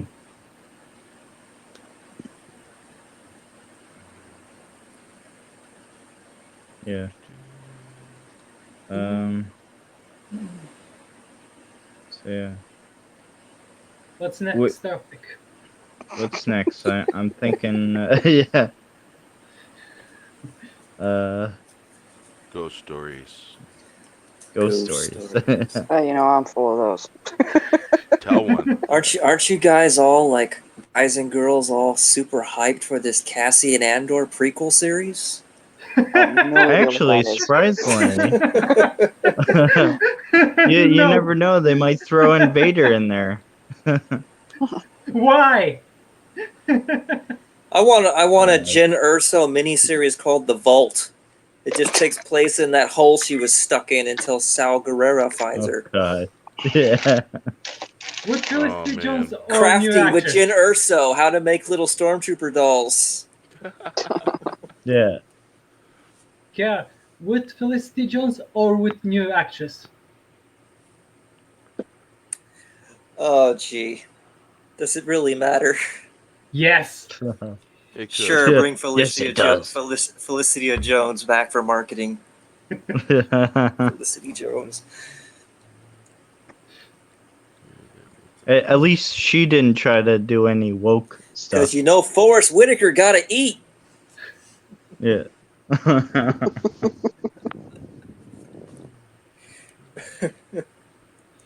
Oh, I hated Sal Guerrera's. I'm not a big fan of Sal Guerrera's character that much. Or how they're inserting him into everything now. Yeah. He's in Jedi it's- Fallen he Order. wasn't- He's Yeah. in Rebels. He's in. Rebels, Rogue One, Jedi Fallen Order. Uh-huh. Yeah. Yep.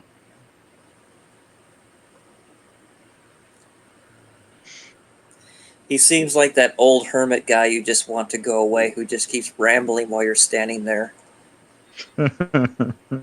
Your father wanted you to have this holo message because it has it in my machine. And what was I saying? Oh, yes, your dad. He's left you a message. I was making tea one day, and then the kettle broke, and I don't know, and then your dad showed up, and something about pie. Yeah. So I did a video the other day about whether or not Lucasfilm was planning a Darth Plagueis movie, because it seems like that's what they might merge the old Republic stuff with Darth Plagueis. You mean a Darth Plague Us movie with more bad Because ideas? yeah, well, yeah. Yeah, because now Darth Plagueis' master is canon. That Bith Wow. Jedi Sith.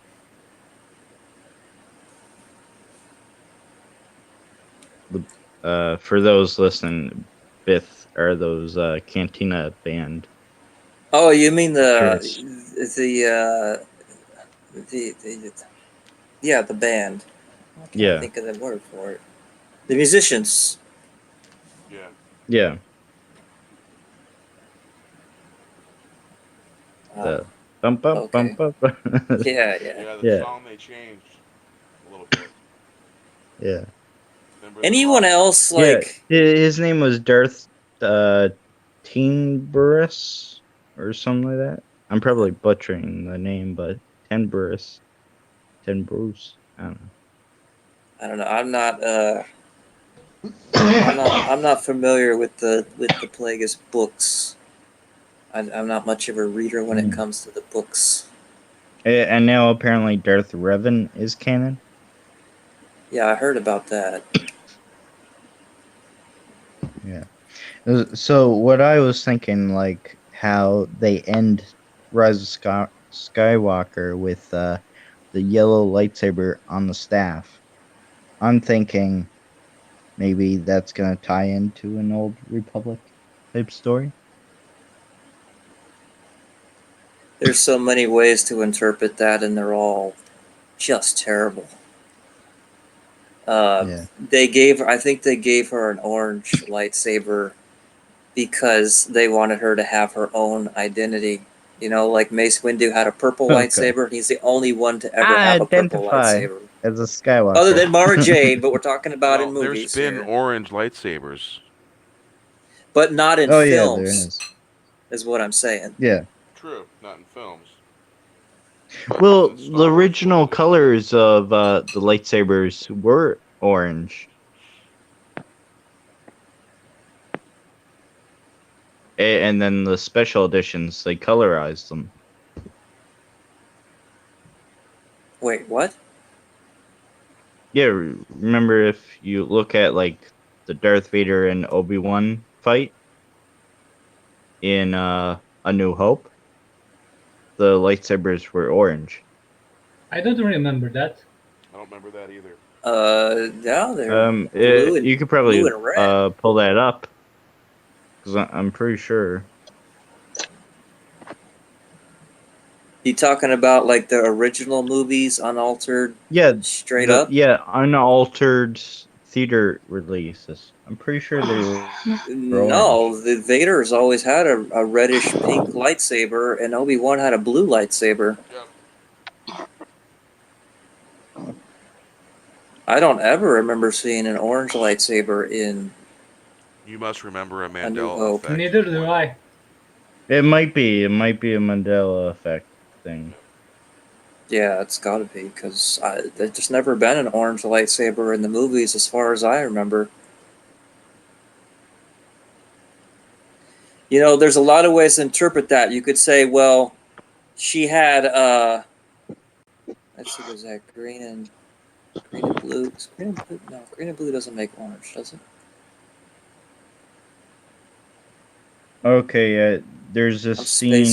spacing. If you look up why some lightsaber effects were in A New Hope were different quality, there is a scene where Luke's lightsaber is almost orangey, but more yellowish. Like I don't know. So that might be what I'm thinking of.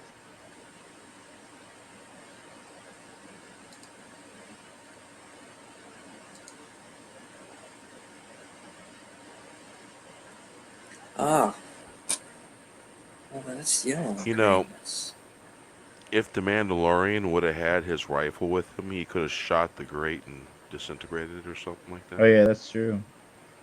Didn't they make it so like that weapon was what Darth Vader was referencing to when he said no Yep. disintegrations? Yep. Yeah, I think so.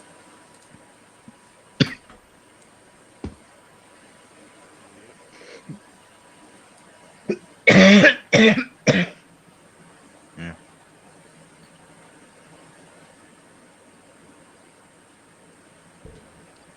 So, to get off Star Wars, where do you think Marvel's heading towards? Do you think it's going to be a woke fest? Disaster. I think it absolutely will Disaster. be a woke fest.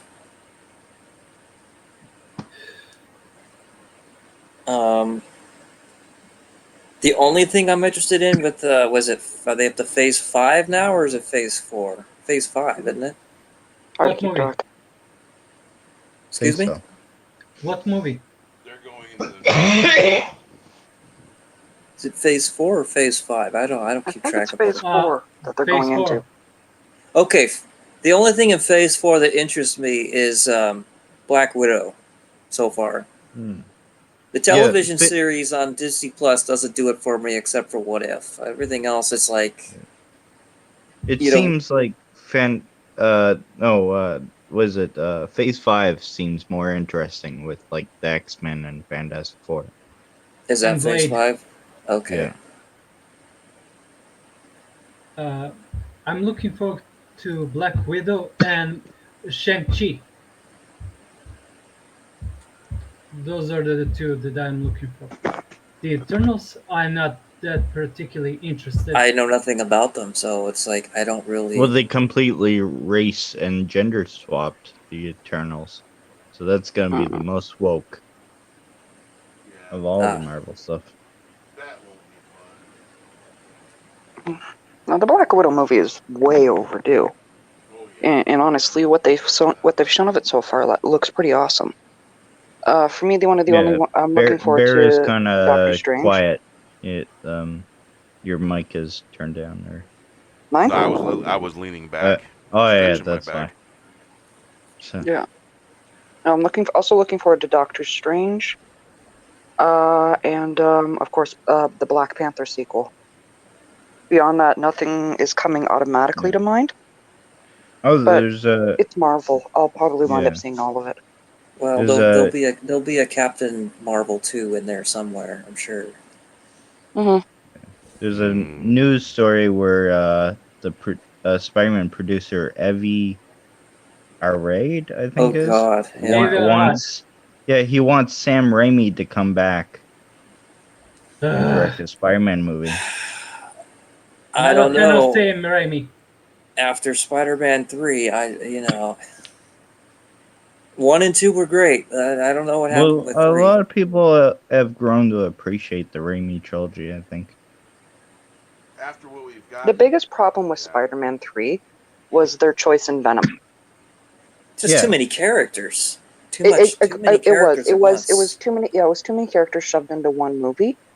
But really, if they had picked anybody other than Eric Foreman, somebody that was more beefy, more football, less cringy, like Tom Hardy. Like Tom Hardy. Yeah. Yeah. If they had picked somebody else, I'm trying to think of who at that time would Christian have Bale. No, I'm thinking more like I'm drawing a blank on the actor's name. You need But somebody muscular. He was played Tom in League of Extraordinary Gentlemen. Played Tom Sawyer.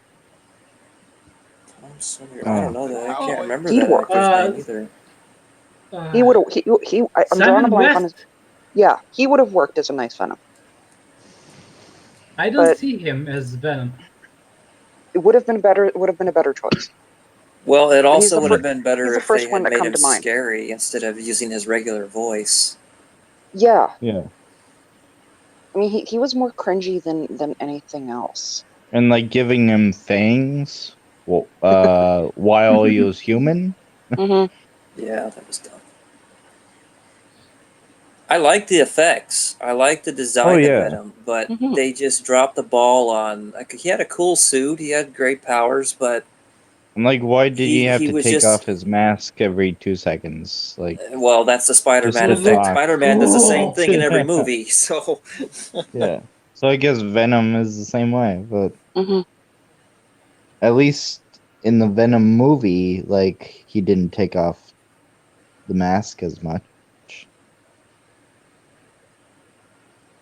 yeah, I haven't finished watching that movie, but I hear it's pretty good. I'm about halfway through it. Do you guys remember the Spider-Man cartoon that had the adult voice in the cartoon? The '90s Uh, one. The 90s? no, No. talking from the 70s.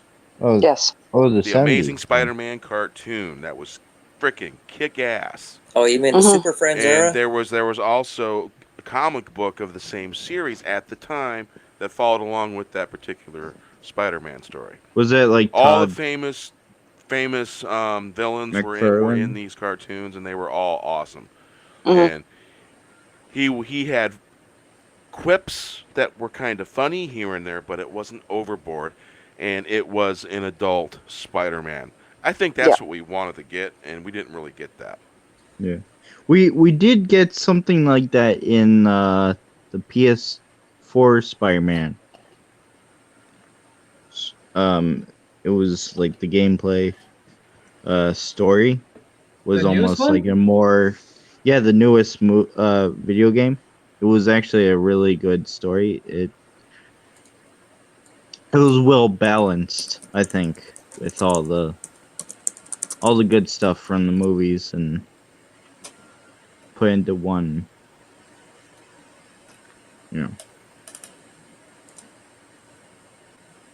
I think that's why people keep going back to Tobey Maguire, though, because he was a decent Spider-Man, Yeah, and he's the oldest one that we've seen so far. exactly. Well, I think I liked portions of Andrew Garfield in Amazing Spider-Man. I Uh-huh. liked that he made his own web shooters. I liked that he was smart and that he Yes. used his knowledge to invent things. Mhm. I really hate. I mean, I know a lot of people like the MCU Spider-Man and Tom Holland's great and all that, but my biggest problem with it is he's basically Iron Man Jr. Uh-huh. He Yeah, doesn't Well, do that's anything why. as Spider-Man that makes him uniquely Spider-Man. All he does is use Tony's tech. Well, that's why I think like the third one, he might be more of Spider-Man, or like when he appears in Venom 2, I think he'll be more of his own character, because at least with because Venom 2, it's Sony, right? It's not all that Disney. Is Tony Stark stuff early on breaks canon. That shit didn't happen until Spider-Man met the guys in Civil the War, I Avengers. believe. yeah. Yeah. And so they basically they wrote their own story. They broke canon.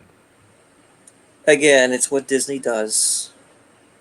You know, it didn't happen that way in the comics, and in some cases, some of the graphic novels or the Well, it's because cartoons. they took their storylines from like Ultimate Spider-Man and a lot more modern stuff. They didn't keep it with the original Spider-Man lore, very much like Star Wars. They went off the contemporary ideas and then put their own spin on it.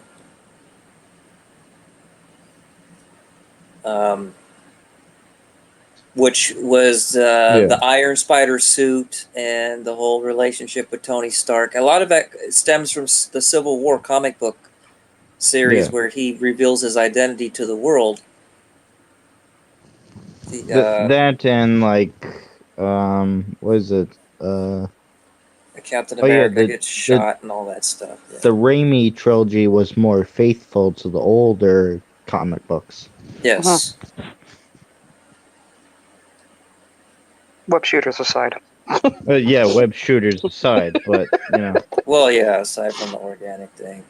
I think the organic thing came from actually because James Cameron was working on a Spider-Man movie back in the 90s, but that got canceled. Yes, it was And he was supposed gonna to use- star Leonardo DiCaprio. Yeah. And he was going to use the organic web shooters. And I think Sam Raimi actually preferred that.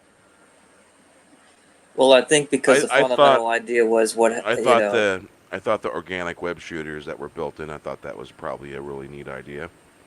Well, that was literally turned would- literally it into would, a spider, with Yeah, yeah. spinnerets.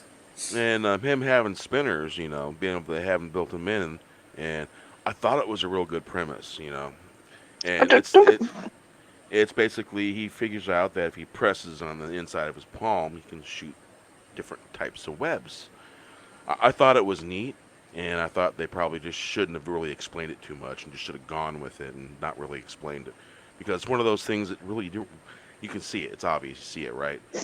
And you don't need to make a real big, huge thing. out of Yeah, it. but they had to explain to the audience why they weren't using web cartridges and web fluids and his own shooters and all that stuff, which is what Amazing Spider-Man tried to course correct. It's like, don't get me wrong, I liked the organic shooters. It was a nice tie and a nice factor. Yep. Especially with the whole, bringing more into that he got powers of a spider. I like that. Even though, yes, it did leave out one of the favorite ongoing plot interruptions or mishaps of when he runs out of his shooters. Yep.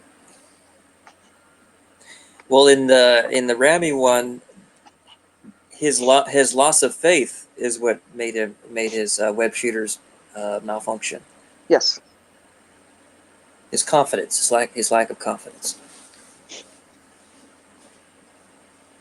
Self-doubt. Yeah. No doubt. There's I'm gonna retweet this and share it in the chat. But something came up with Star Wars 3. Give me a sec. Yes, I saw it. I You know just what saw you it? mean. I saw it before I came in. Yeah. And Check it we're not gonna say certain words, No. obviously, because YouTube doesn't like stuff like that, but it is a serious thing. What's that? Check the chat, Bear. It's Private about chat. Star Wars 3. Chat in okay, over here. The community chat. Oh. Yeah, and they call us the toxic ones. Yeah. Toxic ones,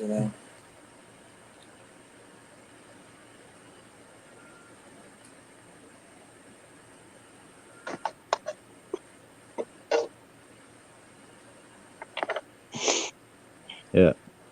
Yeah, exactly. They call us the toxic ones, yet Yeah, really. here they. Yeah, we need to throw some support behind Star Wars Theory because that's not cool. That is Yeah. not cool, man. That's not necessary. Yeah. This is Well, unacceptable behavior as far as I'm concerned. There are Exactly. fanatics out there, and they do this kind of thing. We always have this weird assumption that even though we disagree with each other, we're dealing with rational people, and the world is not full of rational people. It's the irrational ones you got to watch out for. Mhm. Look at what happened to Selena. I mean, that enough said. Yeah. That's the thing, I understand the argument that these are just movies, and that some people are like, well, it's a movie for children, it's just a movie. Yes, it is just a movie. dude, bro. And, we're all entitled to our opinions, but you shouldn't let those opinions dictate your behavior. I think that discourse is healthy, but when you go that far, you need to seek help. Exactly. And as far as I know, And you can correct me if I'm wrong, but I don't think anybody in our movement is pulling this kind of crap. No, I mean, I absolutely haven't seen not. it. If it's out there, you know. But we're the toxic ones. Yeah.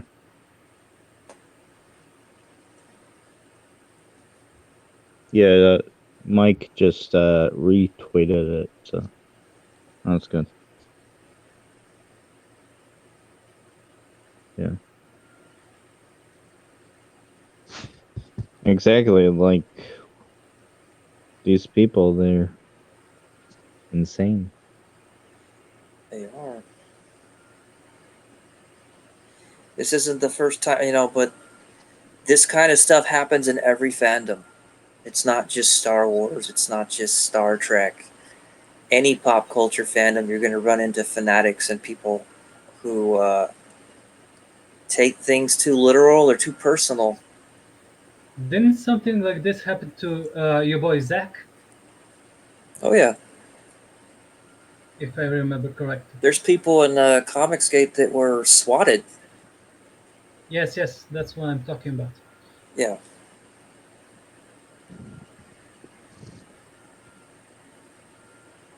Yeah.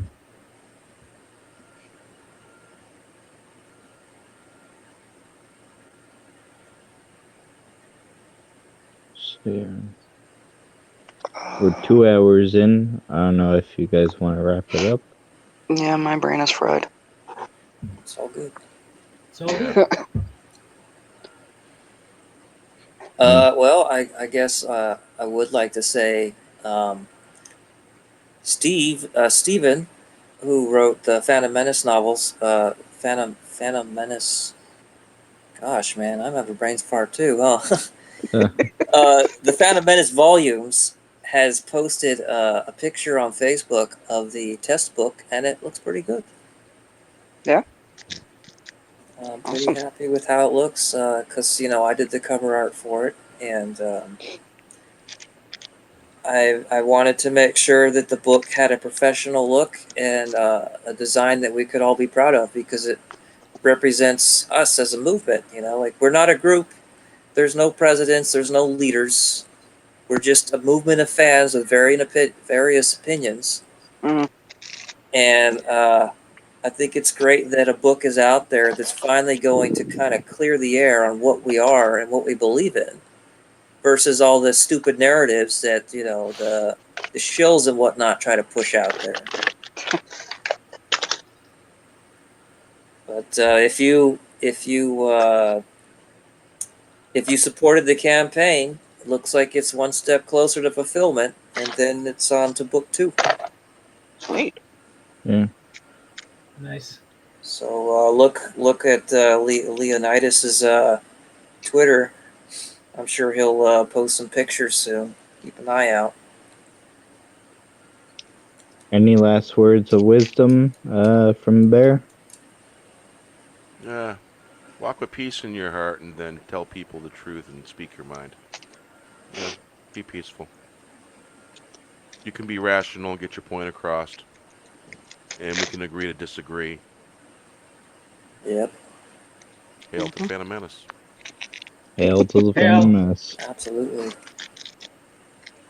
Happy streams. We'll see you in the next one. Later. Good night. Bye. Later. Wow, who we lose?